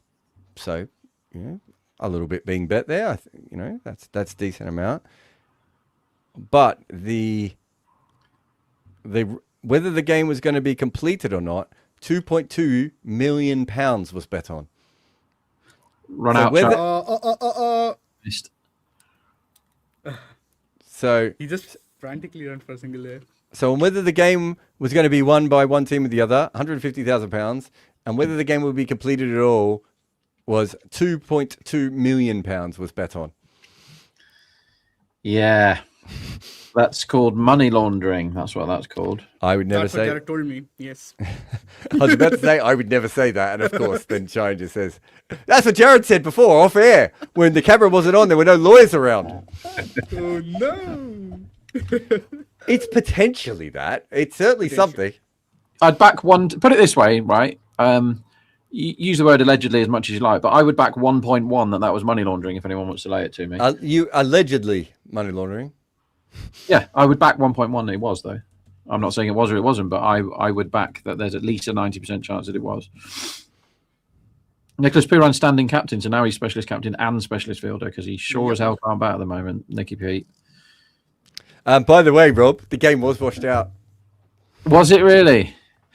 You telling me there was rain in Birmingham? It's absolutely hooning down here, 20 minutes from Manchester, from Old Trafford. I tell you what, I feel bad for the Warwickshire women too. They made 354. Wow, that's a lot. Yeah. Oh, it's ridiculous here. Just looking at the batting, the top 5 all made 50s. No one made more than 81. Bloody hell. Yeah, Jared, that's the thing I was saying. We've not seen too many big first inning scores in the league in general this time because they're not facing as many balls. Nobody's doing that. They're hitting or getting out. Or if you're getting stuck, then you're like at a certain point you have to get out. That's what is happening. Like Samson is the one with the highest first inning score, I believe. So far he got the 100. And he was batting at more than 2 runs a ball for most of it, was he not? Yeah. So that's the only choice right now. If you like batting first, if you're going to play for 50 balls, you have to score 100 runs. I think that's like an expectation at the moment. And if you can't do that, then you get out sooner trying to hit.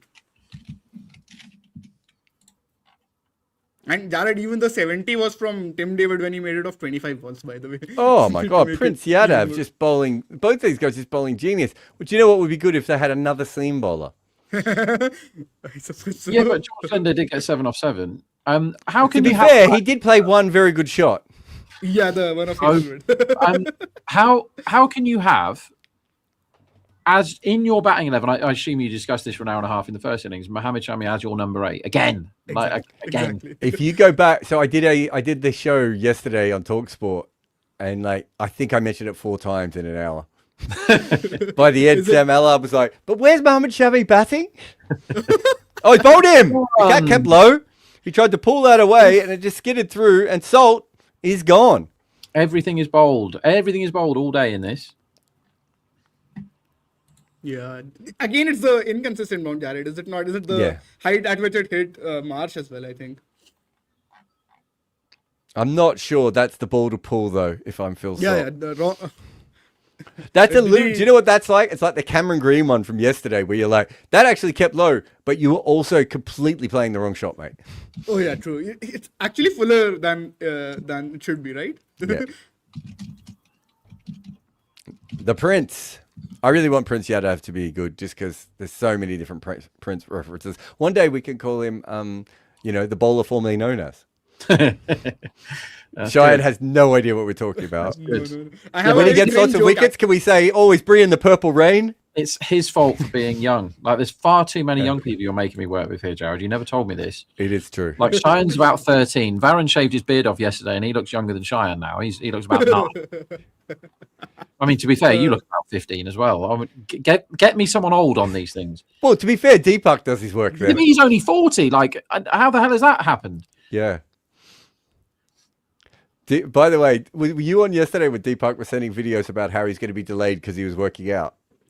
I was on the second half. I missed Deepak's working out videos, Jared, but I'm not sure I can cope with those. He had the 8:30 to 9 slot, and he was asking a bunch of people if somebody can fill in. And I was thinking that it must be that his training session is scheduled at around that time. So he wants both somebody of to you fill work in. out, so you know exactly what I'm about to say. Non-stop, mate. He sent me and Robbie a video, as this one's hit for 4 by Badakal to start off. Yeah. Nice. He sent me and Robbie a video of him working out, and he had the world's smallest dumbbells, right? That's where that This is the sentence was 2.51. But you would have thought that he had from the noises he was making, you would have thought he was picking up 150 kilograms. And then I noticed that, and then Robbie said he's working out in jeans. Come on now. working Come out in on. jeans. Well, I've Yeah, never done that. yeah, exactly. Of course you haven't. Of course not. Even I haven't done that. Have you I'm tried to pretty bad. run around with jeans on? It's not possible. No, he was It's not not, running. it's not. I can tell you that. Yeah, but you can't even lift in jeans. That's really odd. I can't imagine that. Almost. It's just classic Deepak of I'm going to work out now and I've got my jeans on and I'm going to pick up my 3 kilogram weights. See, at least the weights, I can say that's a start, right? Like you at a certain point you have to start with something. I know it might I also have those 2.5 ones at home which are really really easy to lift. Like Yeah, I have I my got- younger cousins. I got 2.5 as well because I broke Yeah. my arm and that was all I could lift. Yeah, that's I'm telling you, Jared, my younger cousins come over and they lift the 2.5 and even the 5 one quite comfortably. So yeah, I think 5 is at least a decent one to start off with. Well, I'm also not. That goes for a 4. Was that a leg by? That was leg buys, yeah. So cut the boundaries here. Yeah. Yeah, they need to sort the line out. Some if they're frantic gonna running from defend Kohli these. in the first 2 balls. Did you guys notice that? What was that, mate? Because Sorry? he's got the injury as well. So maybe he shouldn't even be running that much. I don't know.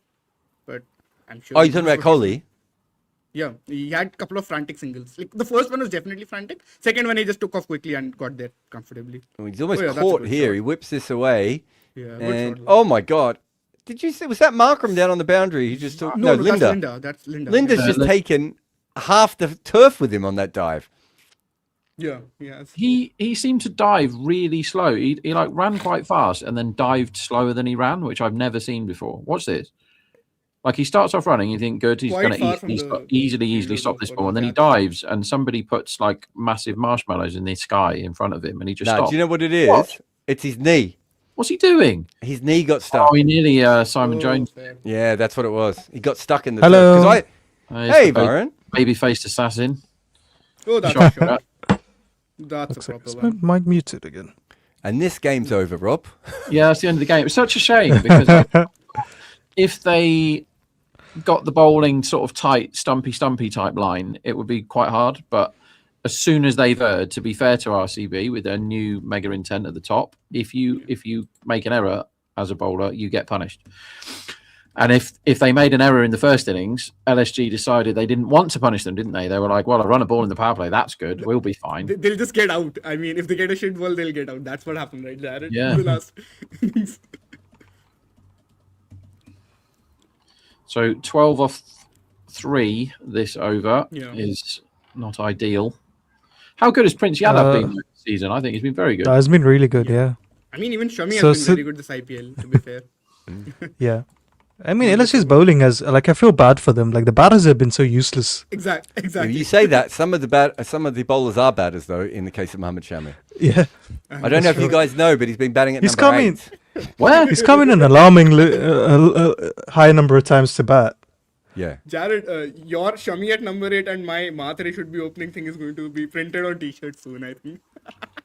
I had a version of that dude in. I forgot which one that is.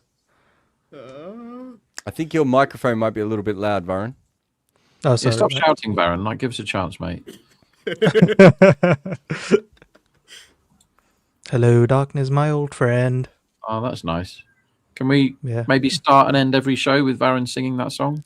But is it possible he doesn't know the song, and he's just seen it on an ad?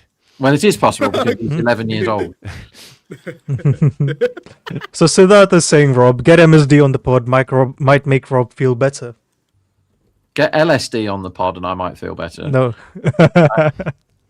Yeah. Are you a cocaine or an LSD man, Rob? I haven't done any of them, but I think what I'm going to do is when I get to, I'm not sure what age the wheels will start falling off more than they already have. 5 years ago. Yeah, I mean the wheels are nearly off, but let's say one of the wheels actually falls Were they off. ever on? Well, okay. When I'm maybe 17, I think I'm just going to try all the drugs and like. Yeah, I'm with you there. I'll start with weed and I'll just go, right, I'm going to have a month on weed and see what that does to me, and then go, right, I'm going to have a month on mushrooms and then try this, that, and the other. Do you know what I mean? And then why not? Like, you only get one go round. I told you the story. I'm pretty sure I haven't said this on air. I won't say who the player is, but a friend of mine retired from cricket and never taken drugs, and he went out with someone, and then they said they had, and he said, I'm probably going to try some now.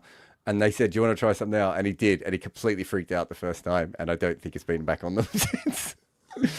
Yeah. And it was just weed. I'm pretty sure it was just weed. I think it was LSD or mushrooms. It was just, but he freaked out. Yeah. I think No, I'm terrified. If I try it, I'll be addicted to them.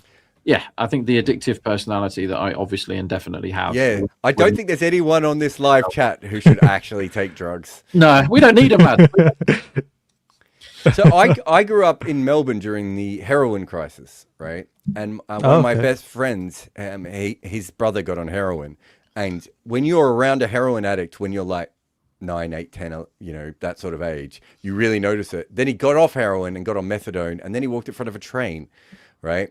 And for me, that was my first experience with drugs, right? Was this guy. And I was like, I just don't think this looks like a good time. He was always depressed with vomit on his t-shirt, and now he's not here anymore. That was all I knew about drugs by the age I was 12. So, That's another 4. High intent Virat's in the house. Yeah. They're trying to Leg bites chase and all. 10 overs. Oh yeah, they actually can go for net run rate, can they not, in this match? Like, I mean, you play out the power play a bit, I think, still. Not throw it away, maybe, but Nah, after just smash it and see. I think if Virat's not completely fit, he might just go for it. yeah, Because that's he what might not want to bat long. Varun, yeah. did you see his runs? He was running fine. Like, the first one was a pretty frantic run, actually. Like, he just Also, Jared, took what off am I field. hearing about Deepak working out in jeans? Yes. You are Deepak hearing was that. working out Okay. in jeans. So, Like, Varun, yeah. we can't. I don't know if you were on remember he needed a half an hour slot to work out Yes. the other day. I think I was there when Robbie said he can't put it up. He was just laughing. Oh, that's the video he's talking about, which I'm now just out. Yes. On it. No, you couldn't put it up. We love Deepak way too much to put that video up. I can't believe he sent it to me and Robbie. Sometimes Deepak will send stuff and I'm like, do you realize that people now have a digital print of this thing that you've sent us? Yeah, Jared, you're not a power training guy, right? That's another 4. What a shock, Virat. This is looking like a video game fair. at this point. He's I just don't- finding force. I don't really know how to like lift and stuff, so I've never done it. Fair. I don't have a shoulder, so even if I wanted to lift, which I don't, I wouldn't be able to because I don't have one of my shoulders. Yeah, I think I know at some point I'll injure my shoulder lifting, and I'm just scared that day will come. There's a lot of super chats there, Sean. Is that Oh, nice. We will take them then. That's a good one. Go for it, buddy. This is an interesting one. So, Rahul Srinivas says some commentators still use "you could see fire in his eyes" as actual analysis. When are we going to move on from this, Jared? I mean, if that's Varun, you've had enough. I'm sick and tired of you using this phrase. yeah, I say this way too much, Jared. Look, there is an element. It's really interesting. There is definitely games that teams get up for and games that teams don't get up for. Exactly. Right? And there's no way of arguing that is not the case, because anyone who's ever gone to any job in their life does the exact same thing. Let alone Right. professional sport. Also, as we said before, I think Mohammad Shami has come into this season with a point to prove and is bowling more focused than he normally would. But if that is your only level of analysis, And is that a four more? another That's four, another yeah. That's Should four we more. just Maybe the should we just say intention, what's right? happening in the cricket if Kohli doesn't hit a four off the ball? That's all that's happened. So far. Yeah. It seems like it's going for a 4 or a like a. Was it there's only 2 dots 4.4.4? Yeah, so far it's 4.4.4, but actually it's just 2 dots, I think, and there's the Not one to leg mention by. the leg buys that he didn't even Yeah. hit that went for 4. Yeah. Exactly. It's like, I assume technically this is like the commentator's version of saying he's feeling very confident, which I think does play a part in analysis, right? Yeah. Yeah, look, I do think there was a great article written years ago on Twitter where someone said, imagine if we wrote about politics the way we write about sport. And it was a whole thing about how politicians walked in the hallways between meetings, right? and I thought it was really, really interesting. Another 4. I thought it was really, really interesting from the perspective of, like, I obviously didn't write that way, but there are aspects of sports writing that you would not include in other parts of sports writing, in other parts of writing, right? Yeah. And so it can get a little bit tricky as he hits another 4. Is that no? yeah. Wait. It's four more. It is 4 more, yeah. That wouldn't have The been pitches. 4. I thought you already called it, Jared. That's what I was Every saying. ball Because is I was a on ball. this. That would not I have think been Jared a was 4 joking. if it had not have hit Yeah. the pitch. Yeah. He got his bat handle off the bat as well. No, sorry, the hands of the handle. Yeah. Did he not? But yeah, Right, so right. when it comes down to it, I do think all those things do matter, and you can tell if people are hustling around and everything. But we have come to the point where we have so much more information to us. I don't think we should start with those points.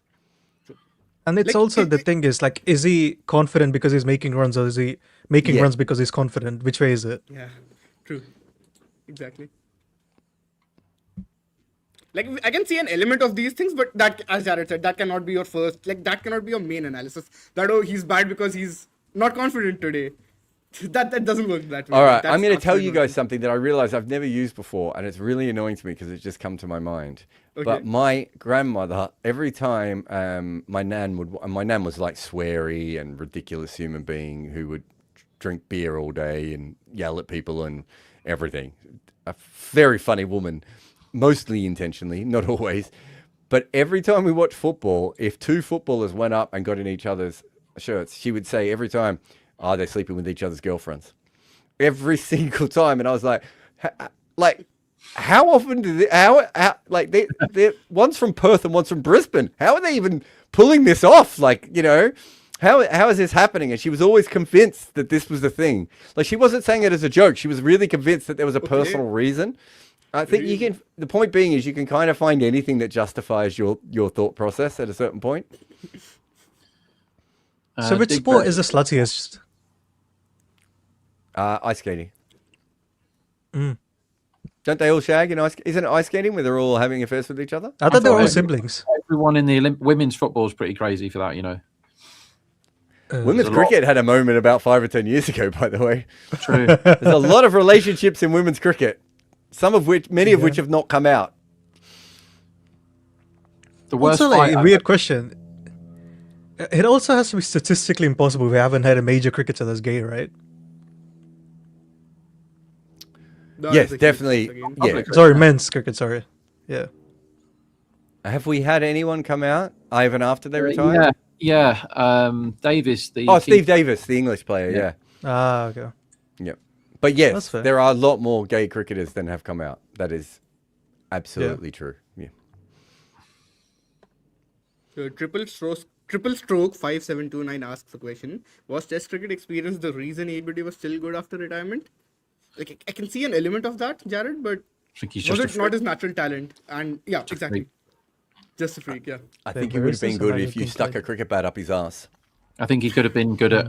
Not that I'm saying he was gay, by the way. I know those two last comments of mine have come too close together. I'm just saying he's really good at cricket. All right, Vignesh, we just need you to cut the last bit out and just talk about the you gay said part and the and- ABD back to back. Jared said Yeah. AB de Villiers isn't gay, but his boyfriend is what Jared said. Yes. There's Combox's first T-shirt, and then we shut down.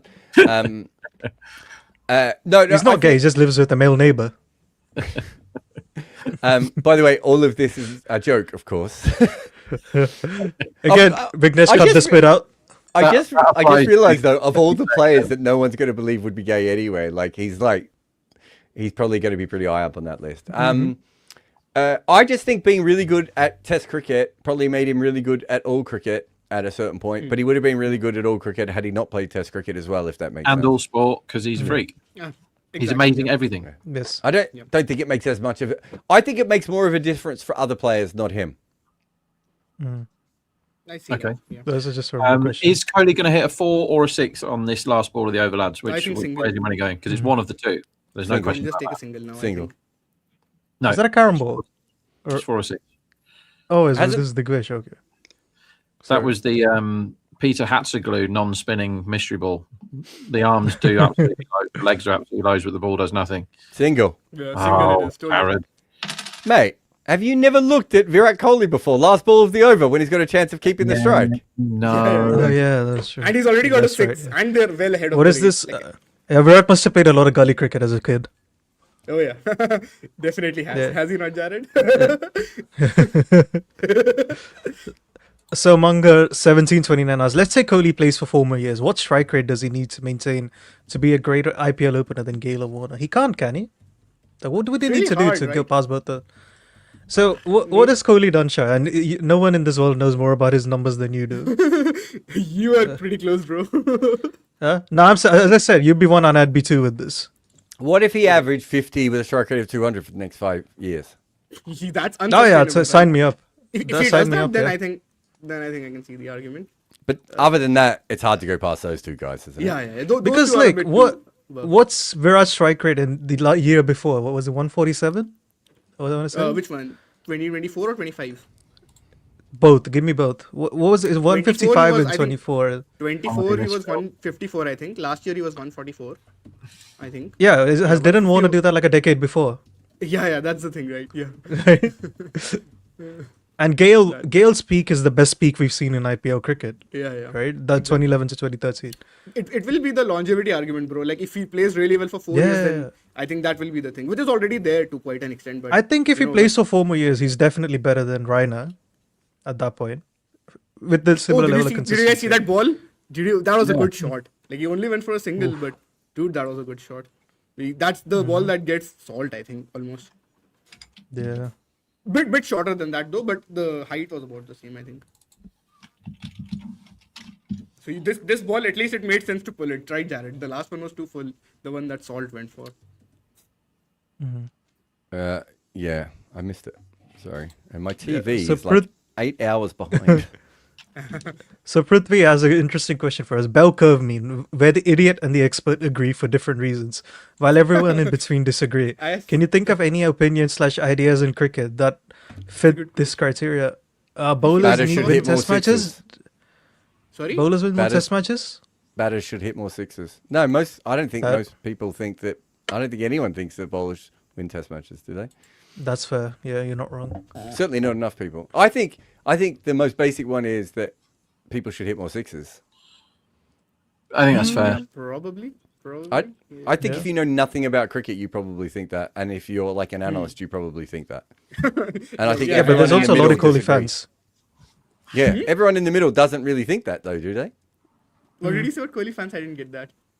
Now, I'm saying there's a lot of Kohli fans, I think, for a while who were against the whole hitting more sixes thing, right? Oh yeah, that's fair. Yeah. Yeah. I mean, to be fair, today he's hit fours. He's only hit fours, and that one. Big Yeah, six. exactly. Yeah, Virat Kohli's washed. He can't hit sixes. I know. Drop him, bro. Yeah. Get in someone like an actual Yeah. hitter. Get in Deepak see- Hooda, RCB. We've got patted up. soon, so Yeah, we'll- Jared, do you remember the times? I think Varun, I'm sure he knows that, but there was this time back in 2022 where People were unironically saying that Deepak Hooda should replace Virat Kohli in T20 cricket for India. What a time that was. What a time that was, like, hilarious stuff.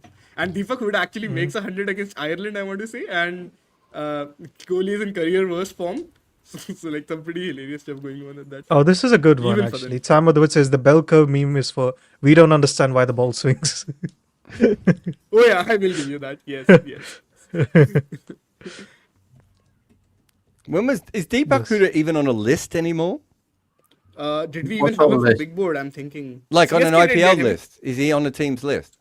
Yeah, I yeah, he is. I'm sure I who's saw his it? name. Hang on a I minute. don't Let me think he get is. my work. I'm sure he is. He played for I'm sorry. India and he's 30, right? Yep. I mean, didn't Gale play till like he's 45 in the IPL or something? Didn't they say he was he was like India's big hope at number 3, wasn't he, at one point? Huda. That's what I'm Yeah, saying. yeah, Exactly. yeah. That's what we're saying, yeah. He I played, even he forget, played like- 7 games last year, so he's not completely out of the sport, I suppose. One of his IPLs He was did play. absolutely disgusting. Well, So, last answer year he Knuckles' averaged point. 6. Yeah. I think that was one of his better ones recently. So Where's to answer Huda? Knuckles' point, like I think longevity matters, but you still have to look at other things. It's not just how long someone has played, right? Yeah, you have. Yeah, that's yeah. also fair. Yeah. We always Yeah. factor in longevity, but We always do. I think that's When- why we have him in the top 10 IPL batters, don't we? For Virat? but if Chennai. David Warner was Indian, he'd still be in the IPL, right? Yeah. So his longevity hasn't disappeared. He's still playing that's- professional, Yeah, that's right. right? So This is the He thing got of- loads of yeah. runs. He got loads of really pointless match-losing runs in the Big Bash. It was like yeah, the David Warner show of him scoring, 90 when his team had no chance of winning. Huda But is he's- apparently with Chennai. Chennai still. No, he played with he- them last year. Replacement player. Stop getting angry about where Huda is, Cheyenne. He's with Chennai. When did he sign him as a replacement player, bro? A I genuinely can't find couple of this. weeks ago. Who signed whom? What? Oh yeah, he is. Bro, he is. The guy we've been talking about for the last 15 minutes. No, I mean who signed him? Sorry, Chennai. Chennai signed him again. Bloody that's hell, I'm bro. not saying it again. Oh wow! He- Apparently for Children, Nathan Jared. Ellis, if this Reddit is not fake. Can But someone that's the put in the only chat whether that's true or not, or whether I've totally made that up? Well, have a look at the message on the screen at the moment, Rob. Siddharth saying there was legit CSK fans who celebrated Deepak Huda's signing. Varun, were you on that train? I'm sure they I was did. on the Nah, I Tripathi don't train. know. I will give you guys that. I was genuinely on the Tripathi train. Yeah, I genuinely loved that signing, and like that came to bite me back. I But will admit that. It's a fascinating career, right? Like, so when does he play for India last? 2021? no, 20. Deepak Huda, 22. I guess 2023. 23, yeah. 2023. You're right. He's 30, guys. So Yeah. he should be in his peak age. Now, even if there's some sort of age manipulation, I don't know where he's from. I don't think there would be, but even if there is, he's only going to be 31 or 32, you would assume, right? He played for India 3 years ago, and he wasn't even part of any team's plans until the start of this tournament, right? Last year, Deepak Huda played 7 games, made 31 runs at an average of 6. Yeah. In Wow. 2023, the year he played for India, Rob, he made 84 runs at an average of 7. That's the year he played for India. The year But he check played 21 India. and 22, Jared. Bloody Check hell. 21 and 22. Okay, 21. He averaged 16. What? In 2022, he averaged 32. That was a good year. 32, 136. Fine. Okay, I will give that. Yeah. I remember the reason I've always been obsessed with him is because when I first started this channel, I Yeah. put up a video and I said, this is one. Because remember, he went for a fortune one year. Must right? have. Yeah. He went for and I was just like, what are we paying for? He can't bowl, right? Like he legit can't bowl. Do you know what his bowling average is in the IPL? 40, 50 maybe? 55, right? Okay. Like legit can't bowl. And what's his batting use for you? At best, he could probably face 12 balls in innings, I reckon. Isn't he just Shabazz Ahmed? No. I But- would say he's a but better batter worse- than Shabazz, but a Yeah. worse bowler, much worse bowler. Yeah, Worse better bowler. batter, worse bowler. Yeah, I agree. Easily. Yeah. So I think people. I are still think Rahul talking about Dravid picked him the too. Wasn't Gavaskar. Rahul Dravid still around back then? Oh, I think so. Yes, Yeah, he was the coach. Yeah, he was. Warren, should we blame Guys, if I Himanish? ever send you a message saying I'm going to see Rahul today, can you guys send me a message going ask about Huda? Warren, should we blame Himanish? Oh yeah, we should blame Himanish. Yeah. Oh my God, we have to ask Kimmy Bear. Yeah. We need to ask him. Kohli is going about- to get run out today, guys. I am feeling No, it. another The run way out he's running. goes begging. At a certain point, he's Yeah. going to get run out. Oof. Every time Jimenez tweets online, should we just one of us just quote tweet it with, "Why did you pick Deepak Huda for India?" The funny thing is, Jared, I think he actually didn't even start working with the team then. Wait, I have a funnier one. Ooh, Deepak Huda 2023. played at Perth in the T20 World Cup match. Did he not, Varun? Correct me if I'm wrong. He played in the T20 World Cup. Yeah, Yes, at Perth. yeah. At Perth. Why do I not definitely remember played. this? Because Oh, wow. 2022, bro. sometimes emotionally you need to go past horrible memories in order to enjoy your life. It's getting deep all of a sudden. Yeah. And then one Yeah. day you're going to be walking down the street and everything's going to be fine, right? And you're going to hear like someone hit their horn and it's going to sound like hooter, right? And you're going to go into sweats and have a panic attack and you're not even going to know why. Yeah. On. Oh, just along the floor. And it's a single.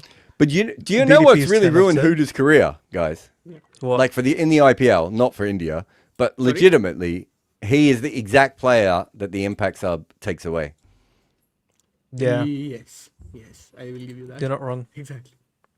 I hate Impact Sub. I really hate it. It annoys me all the time. All right. I think it's Stop being annoyed. pro Deepak the- Hooter on everything. You want I think everyone it's to be annoyed traditionalists. Oh yeah, this is Sorry, this is actually a fun one. enjoyed. It's not enjoyed. It's ruined the let's be clever about making a team composition thing. I don't know. We just saw a team use their impact sub with George Linda today when Mohammad Shami And- was batting at number 8. I disagree, and- Rob.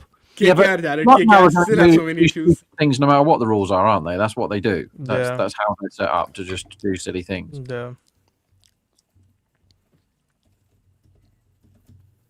This is a pretty No. poor cricket match. I think Jared's issue with Impact Sub is that it's not proper subs. And it's just like it's just half-assing it. Yeah. I Jared, want but how 40 do you players structure- to play in a game. No, I Jared wants actually 11 wanted to ask you batters this and 11 question. bowlers. What's your specialist? My specialty is only bowling the 20th, the last ball of the 20th over, like an American kicker. I want a guy whose job it is to come out and be like, no one hits me off this last ball, guys, and that's all I do. Yeah. That's the dream. You have isn't one it? bowler just to bowl wide Yorkers, one bowler for length, one bowler for outswing, one for inswing. What else is there? One for Is it off like- cutters, one for leg cutters.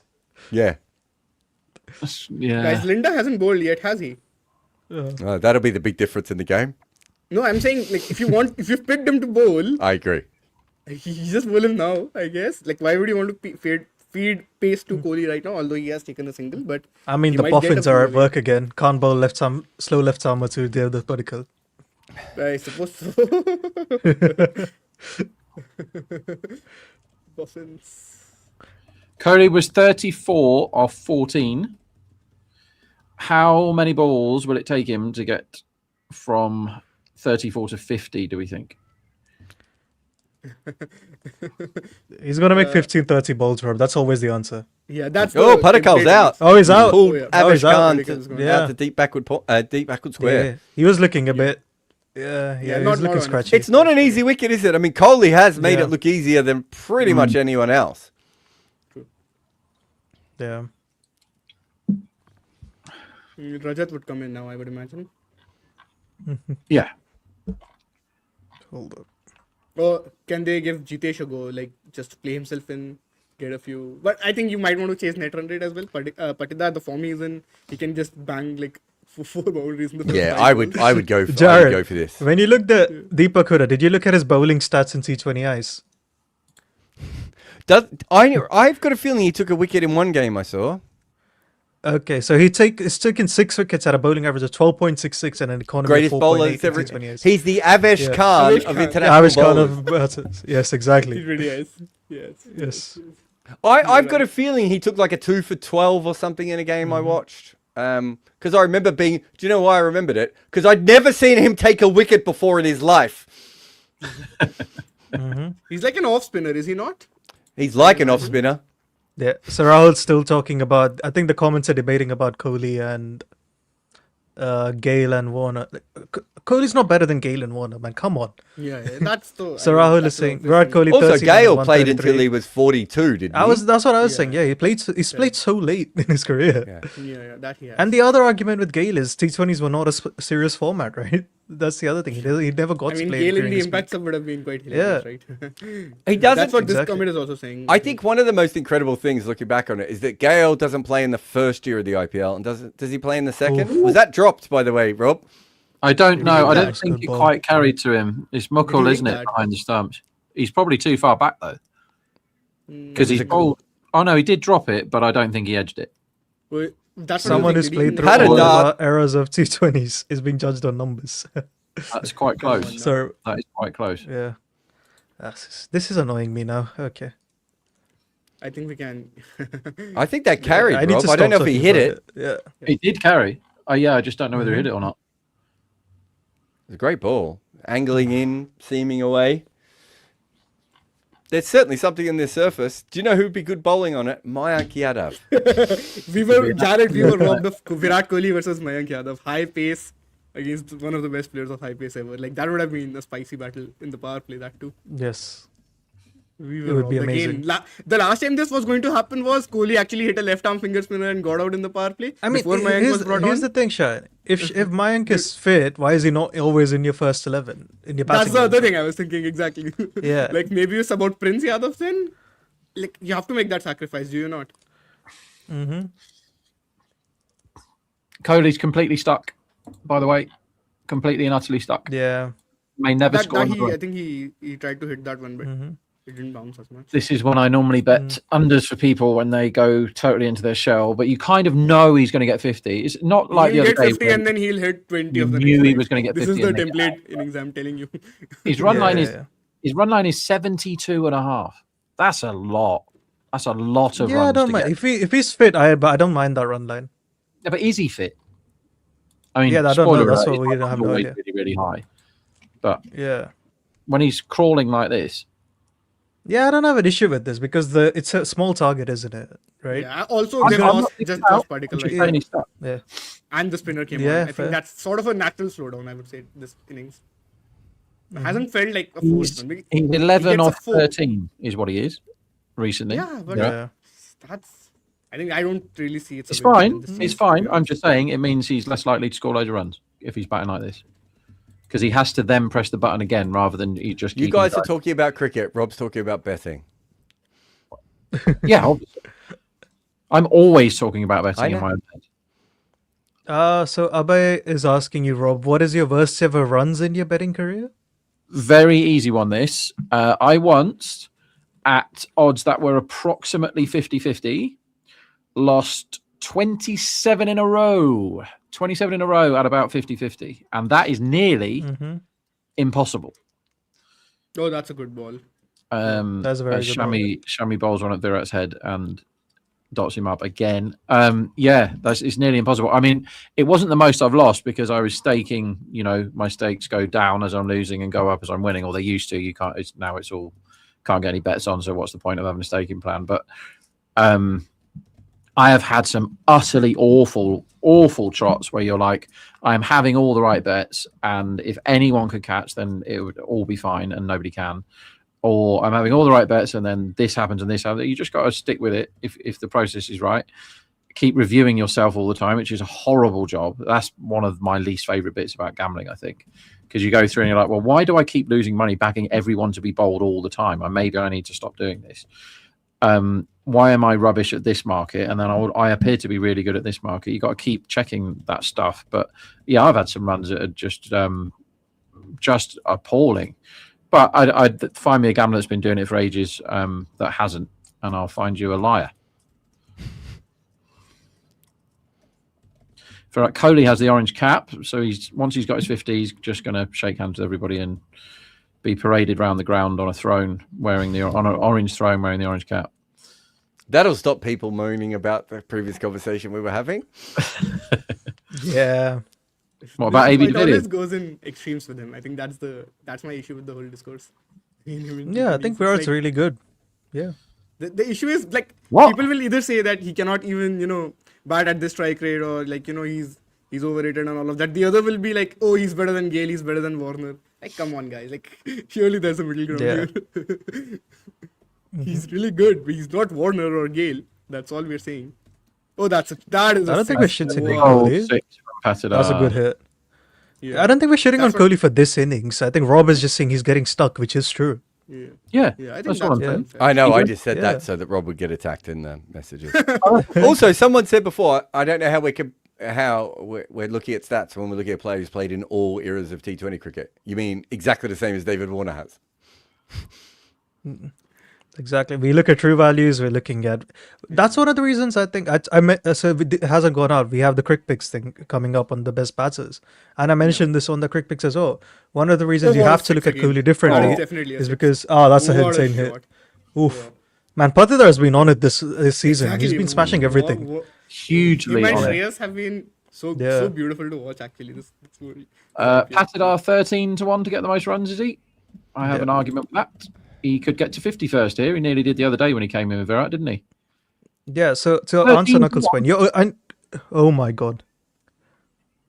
Yeah. What if he hits that's every insane. ball for 6? What then? He actually feels Okay, like he can hit every ball for 6 in his current form. He does. Yeah, He's Varun, you been were in such insane. I feel like he's going to make 30 of 10 every game at this point. It does Yeah. feel like that for sure. So Knuckle was saying there isn't a middle ground. You guys are over intellectualizing it, and you're oversimplifying it by just saying he has to be number one because he has the most runs and played for 18 years, Exactly. right? That's like you can't change my mind on this, to be honest. Like, I know what. Yeah, I think same. at I'm this not point, at this changing my point, mind. I'm bored of If this point. you ask me who I would want between Kohli and Warner, I do have a burning dislike of Warner, so I That's find what it I was difficult to think straight. But I think I would go Kohli. I don't think that one's cut and dry. I really don't. But Nah. Gale's miles ahead. Recently, nah. No, IPL, because you have to Warner's pick peak is so Warner good over though. Kohli, man. Come on, yeah. Yeah. IPL, Yeah. it's not even a debate for me. Like, Warner is much. We're literally having the debate now, Shia. So easy debate. I mean, like, for me, it's not a serious debate to compare it with Warner in the IPL. We're never having a In the debate. IPL, I will say that once again. If you're Yeah. doing T20 guys, then sure. Like, I definitely have Kohli Yeah. ahead of Warner in that. That's not even. Again, that is also not even a debate. That is the other one. But just in the It's not- IPL, hang on. I'm going with Warner. What debate shall we have? Doesn't have to be about Kohli. That is a good Let's question. have one. Think of He's something, guys. George Linder, by the way. He's playing. Yep. Kohli takes a single. I predict he will take 3 more singles with his current score on 47. Bro, it feels like Varun, even if Kohli gets 30 of 10, he's going to make a 50 of 30 at this point. Like, that. Yeah, I told you. given. No, Shine, It's a- Kohli could be 49 of 9 balls and he's still going to be 50 or 30. At this point, I agree with you. So, yeah, today he looked like the difference, I would have to say. Like, he's batted really well in that part. He just killed the game in the power play, to be honest, for me. Like, I know it's cricket, so anything can happen, but with the batting RCB have, they're Yeah. not losing this, are they? That was the period they had to, sort of play a bit carefully, and he just banged fours and got this away. So again, Knuckle, we talk about this all the time with Virat. We understand he was really young and Yeah. he was really shit, right? But This is the other thing, like, here's the thing. Yeah. So if we talk about it, he's played for 18 seasons. 10 of them were what we call plus seasons. David Warner's had 10 plus seasons.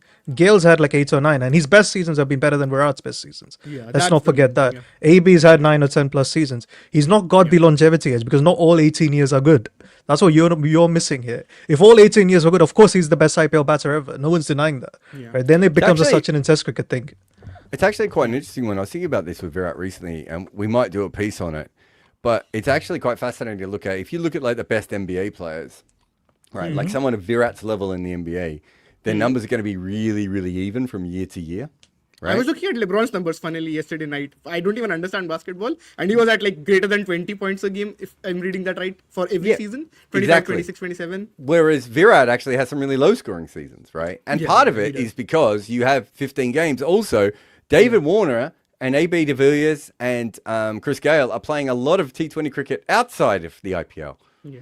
Right, so it's actually harder for an Indian player, I think, to be consistently as good. Traditionally, it's a bit different now. They're really preparing for it. But going back 10, 15 years, I actually find it's an interesting way of looking at it, that they don't have the same kind of rounded games because they're just not playing as much T20 cricket as everyone else is. I mean, Chris Gale is like, a complete specialist, right? At a point. He gave up Test cricket, Jared, did he not, in the 2010s, basically? Yeah, early he gives it up. That's why he didn't make our other book.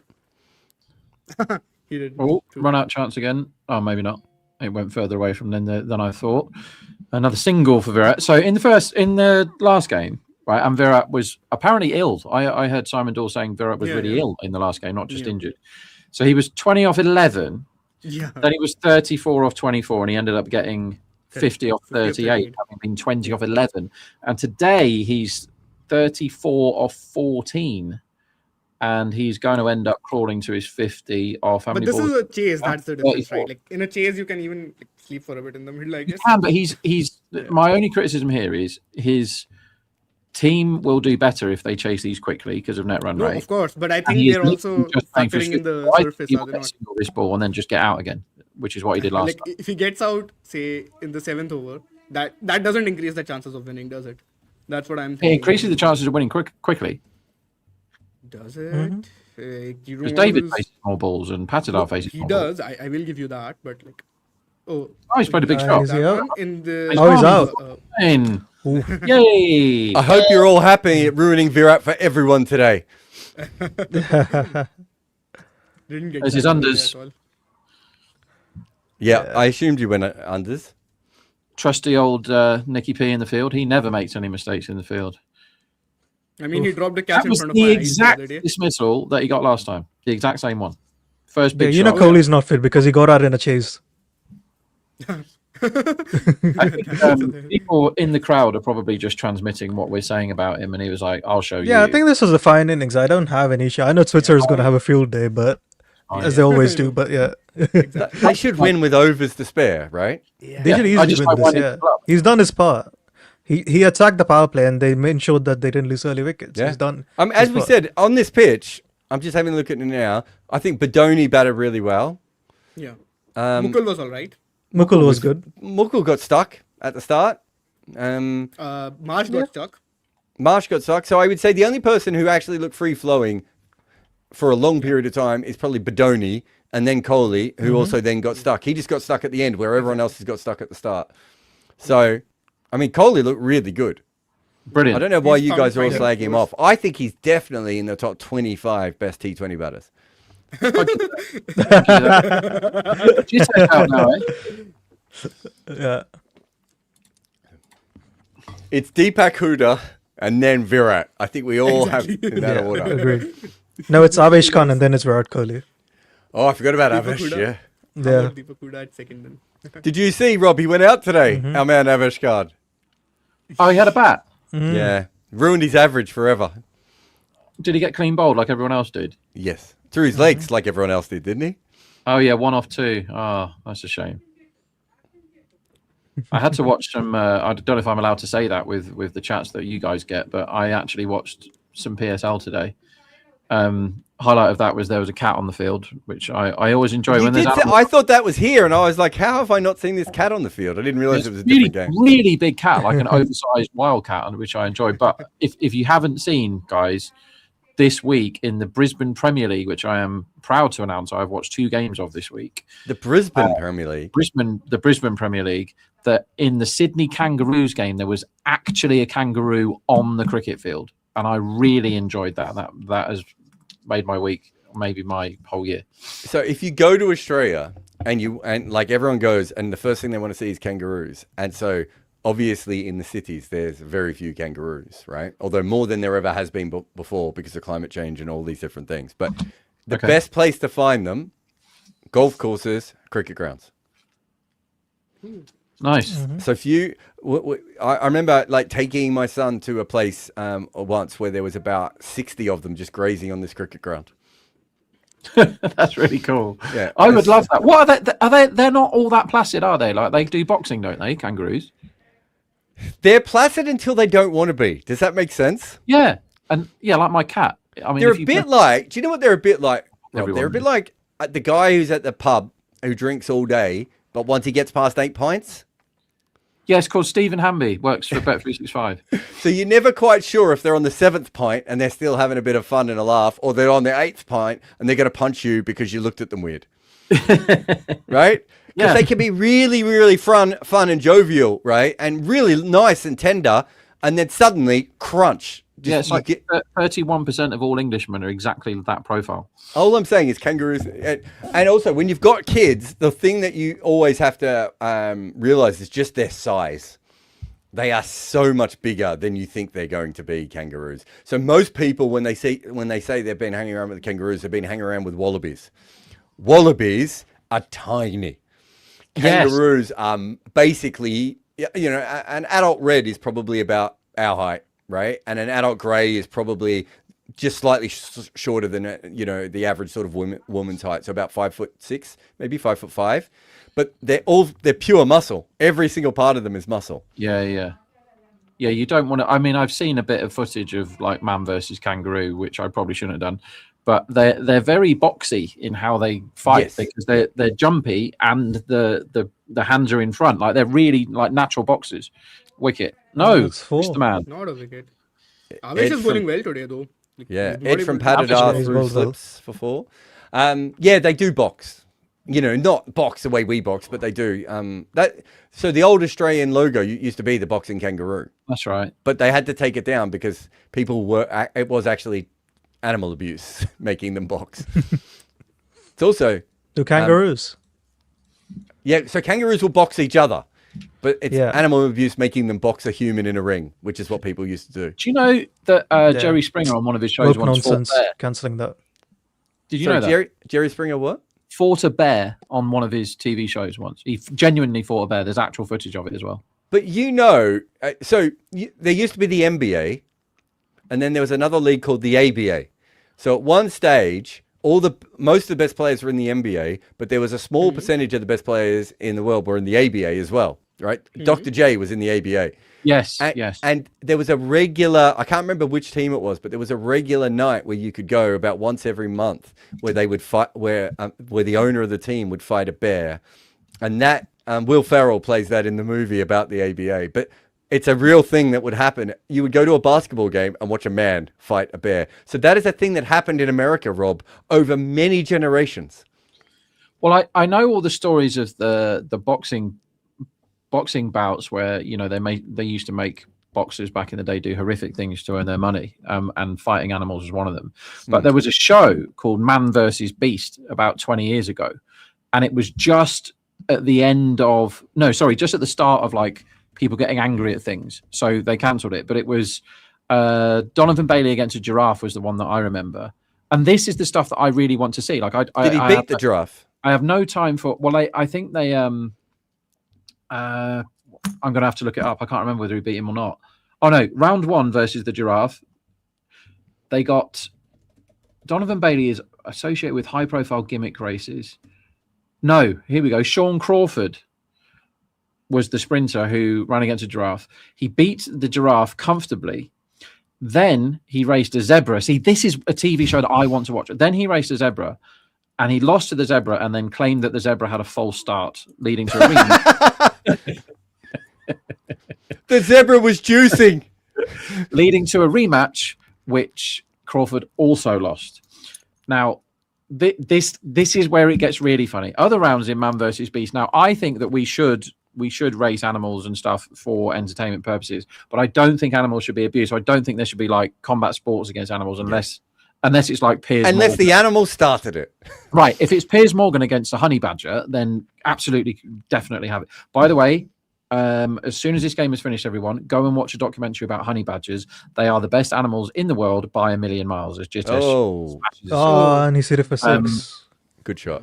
Okay, so Takeru Kobayashi did a hot dog eating contest against a 1,089 pounds Kodiak bear named the Alaskan Cruncher. Now, that has to be good TV, doesn't it?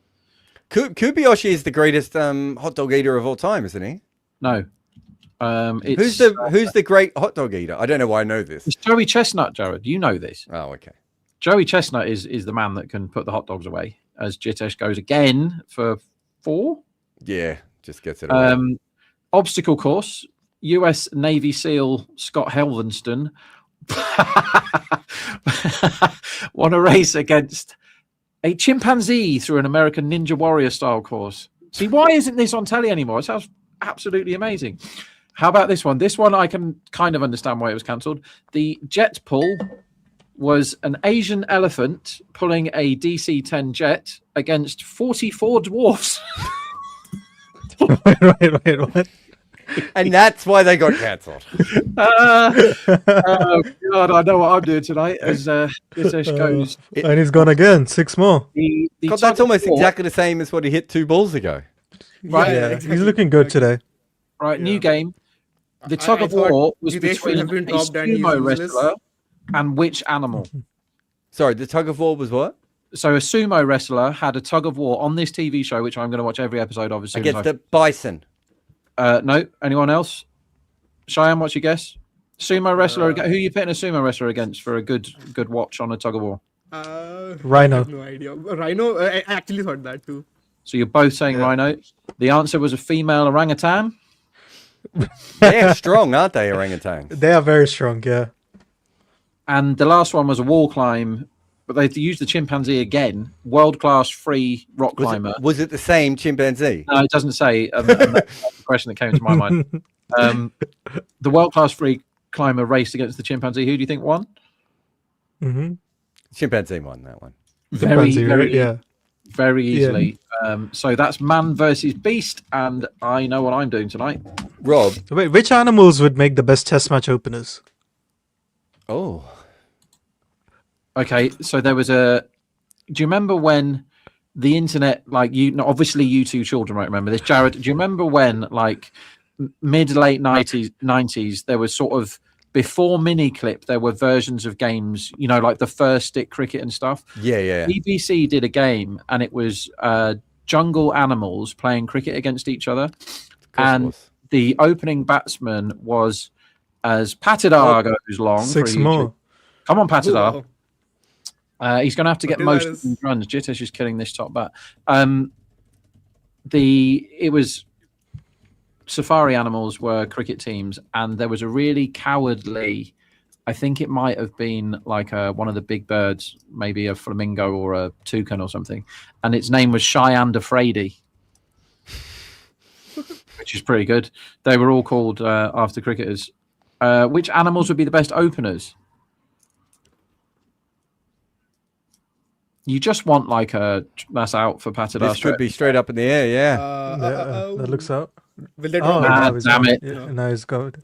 Just for a minute, it 27 looked like 13, Patidar had caught himself because it was Dig Vesh and I saw the long hair. And I was like, did he have enough time to take the helmet off and the gloves and the pads, run over and catch himself? The form he is in, he might actually be able to do that, Jared. Would he not? I don't Would a think the rhino super make a chats, good Cheyenne. opener? Oh yeah. I was thinking a hippo. Yeah. No, because I'm thinking a rhino would charge, right? You can charge at bowlers who bowl length all the time.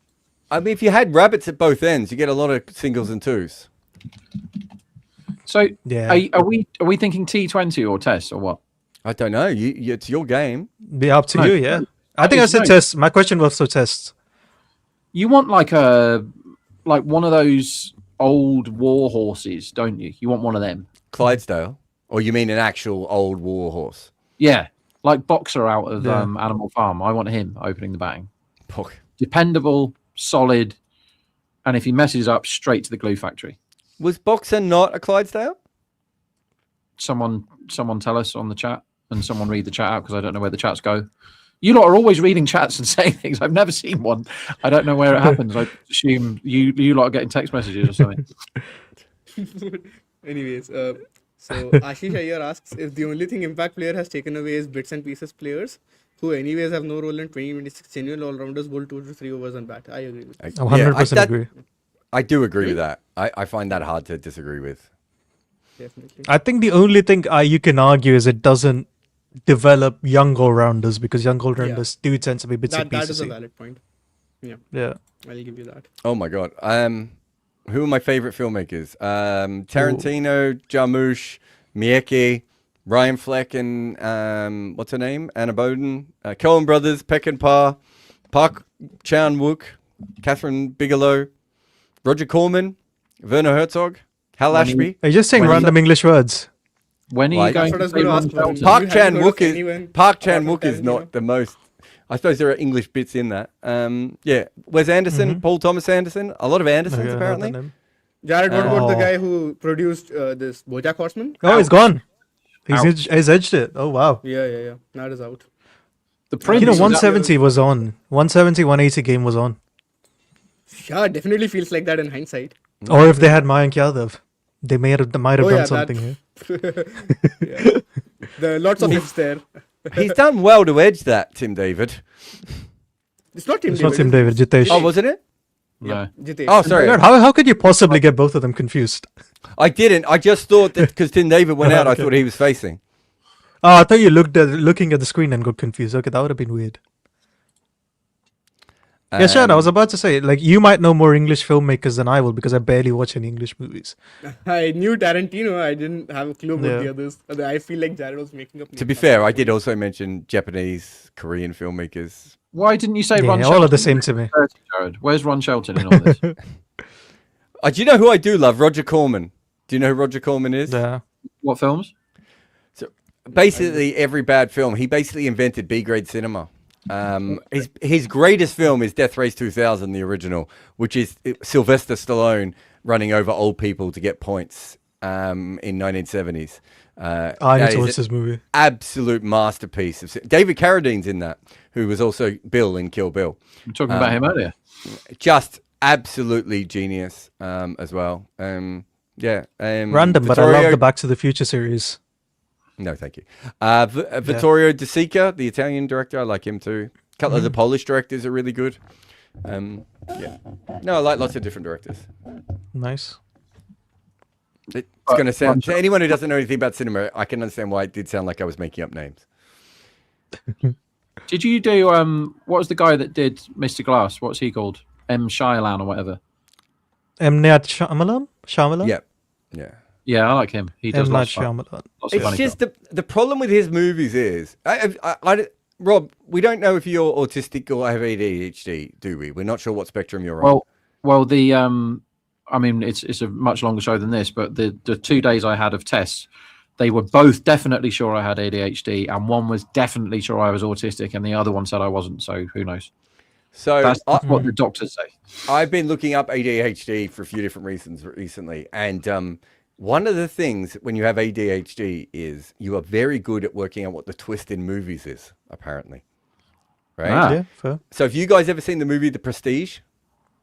No, I've heard of Heard it. of it. I don't think So- I've seen so- it. so- Yeah. Is that Chris I worked- Nolan? No, I don't think it's Chris Nolan. I think it might be Christian Bale, though, as the actor in it. No, I mean, he's dude directed it, right? I don't think so. Oh, science, Oh, science but fiction. No, it's Yeah. not science fiction. It's Yeah, like it is magic. Chris Nolan. Oh, It no, is Chris Prestige. Nolan, yeah. Oh, sorry, Yeah, not the yeah, Prestige. Prestige is Ah. Christian Bale and... It's not Christian Bale, sorry. Christian Bale and Hugh Jackman, right? Yeah. There's a movie where they play magicians. Yeah, that's Chris- Prestige. Oh, okay. Is that Christopher Nolan? Yeah. Okay. It's one of his earlier ones, yeah. So about 8 minutes into that movie, Rob, I worked out what the twist was, right? Oh. M. Night Shyamalan, exactly the same. The Samuel L. Jackson one and the one that's set in a village, right? Again, I worked out exactly what the twist was. So the Samuel L. Jackson one, that's Mr. Glass, right? No, the first one before Mr. Glass, isn't it? Unbreakable. Yeah, that one I Oh, got. the Bruce in. Willis one. That one I Yeah. just assumed everybody knew what the Oh. twist was. Yeah. That's how I felt about The Prestige, where I was watching it going, I was like looking around the cinema going, there's got to be something else happening here, right? It can't just be, I won't say what it is for the 12 Did you people who watch haven't Split? Hey? Did you watch Split? I thought that was really, really good. Split. Split's the one with the guy out of Shameless. James isn't it? McAvoy. James what? No, I haven't seen that one. No, Split. Shameless. Isn't that? It's the Professor Xavier in the new Sorry, X-Men the movies. UK one, the UK Shameless. He was in that. I um, didn't watch UK Shameless. And he plays somebody who has multiple personality disorder, and he's like 9 different people or something. Yes. And he's really good in it. It's a very good film, that. Yeah. Makes Yeah, sense. so we have another super chat where Rohit Kumar Jha asks us, he actually Tells gives us. his opinion, tells us, yes. opinionates. He has a hot take that USA are going to be a top 5 cricket team in the world by 2040.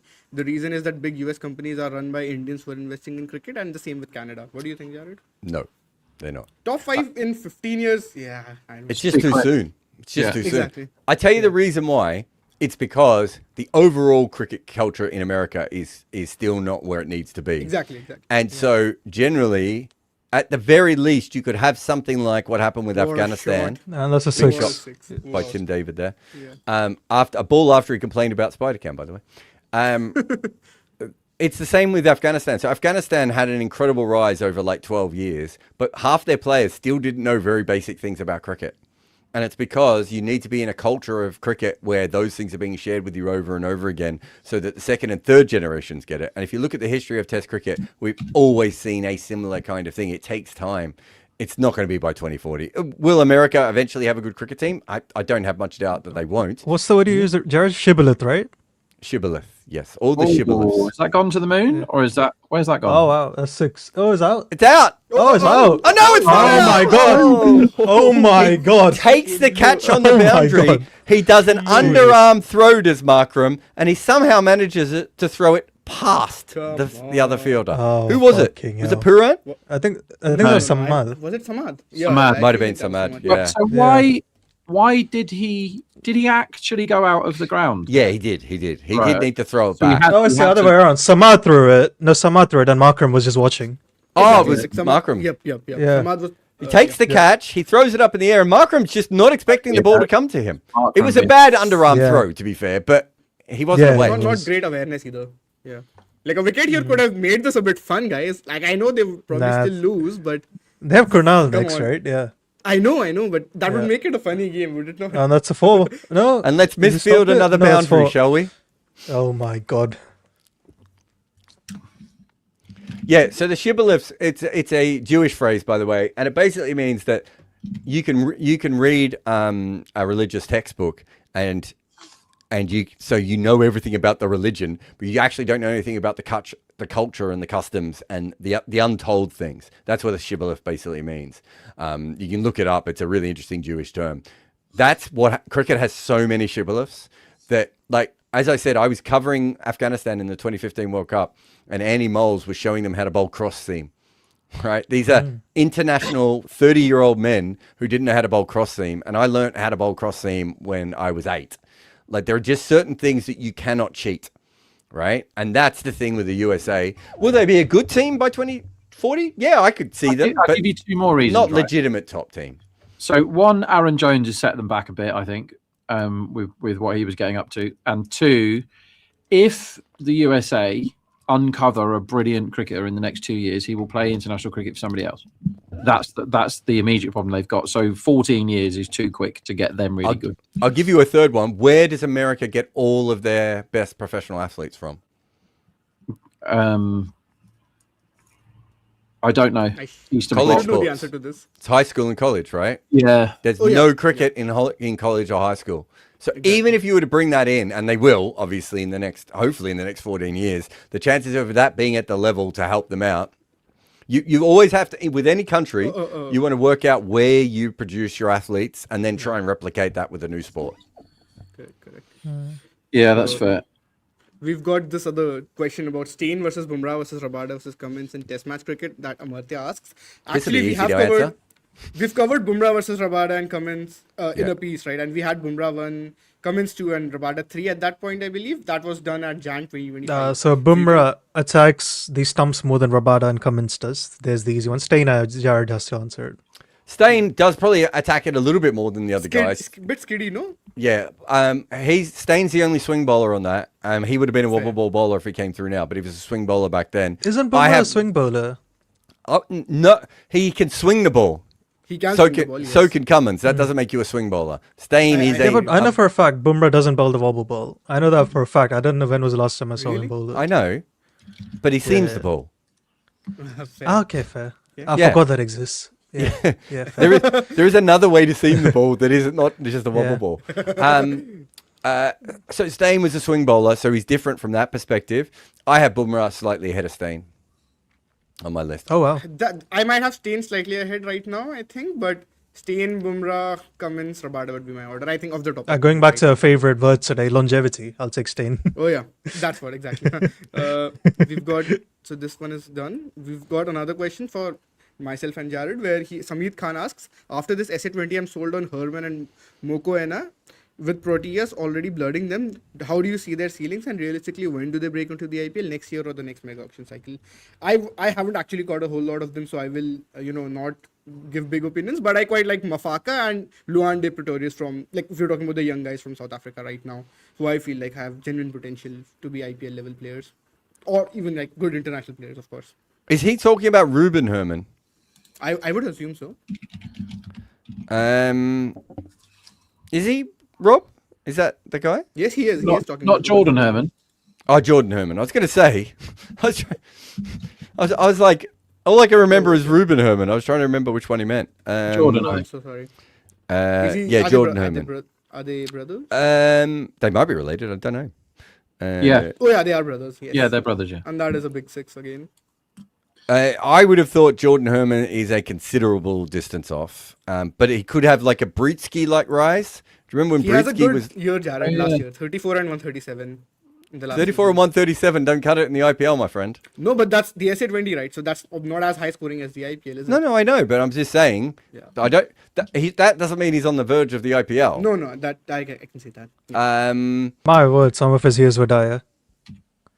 He's really struggled so far, and that's why I've Yeah. got him confused with Ruben, because Ruben has even struggled more, I think. Yeah, I would say he's probably one strong year away. It doesn't mean it has to be in the SA20. He could go on the franchise circuit and show it. I don't think he's played in any leagues. Generally, I can't see it it's either. unlikely that you go 24? from your domestic league to the IPL. People would probably prefer to see you somewhere else and see you tested, especially the players who don't play spin, don't come from the spin countries. I would say is on the top of that. And who was the bowler? And Mokoena. I think Robbie was talking about him yesterday. I believe Robbie's CS is the best person actually to answer, and Robbie. They're the best people to answer this because they've. Yeah, covered I think Robbie's got a lot of opinions about McKenna. Yeah, I I was talking thi- about him yesterday. I think he's good. I could see him getting in the IPL quicker just because bowlers seem to jump the queue a little Yeah. bit faster, don't they? Exactly. And Yes. we've got a dearth of bowlers. I don't think we have a dearth of people who can average 35 with a strike rate of 137. And RCB have won the Yeah. match quite comfortably. He might be, Lost a- Mokoena might be like one injury away Bunch of from getting an wickets, but- IPL contract. Exactly. Yeah, he could easily just jump in at any stage. Do you want to go through the So- super chats And and they then we'll won. finish Yeah, up? let's Sharon? just take them a quick rapid fire and let's get done with this, I would say, before we hop off. So Siddhartha Shrikant says, LeBron in year 23 is like a top 25 player. His prime might be as long as VK's career itself is. GOAT for a reason. Please beat Houston. Listreamist GOAT. What is Yeah. that last word? I mean, they will beat Houston because Houston are dog shit, but Lakers are not going to be. Lakers are not going to beat OKC without all their best players. Interesting. Okay. I don't know what that means, but I'll give you that. Just trust Yeah, me. I think LeBron, like, obviously, he's one of the greatest athletes ever. Is he not, Jared? Like, if we do an all-time list? Oh He yeah, has he's to an be absolute on freak. that. I mean, sometimes I think about LeBron of like, what would he have been if he just played multiple other sports? Because Oh, wow. he's so fast and he's so good at processing stuff, and he's physically just a ridiculous human being. I just wonder what he would have done. But you said you wanted to go through these quickly, and now we're not. Well, we are now. Am I the only one who thinks Jared is BJ Watling handsome version? And Rob, you can take the second half of it. It's funny because Rob Barron is always saying that I'm the handsome BJ Watley. I Really? quite fancy Jared. Physically, it's just his personality that puts me off. Am I the only one that thinks Jared is BJ Watling handsome version? No, you're not. Rob, I think BJ Watling is a handsome version of BJ Watling. I don't understand how I feel like this is him being insulted, being even compared to me. BJ Watling. Klassen Head Livingston, who is a better. Oh, I donkey can see fielder. that. I can see the similarities. I will give you that. Oh, Head's the worst donkey fielder. Yeah, who's the better donkey fielder though? Livingston out of those three, isn't it? Just about. Oh yeah, sorry, yes. Livingston's not a terrible fielder. No, he's all right.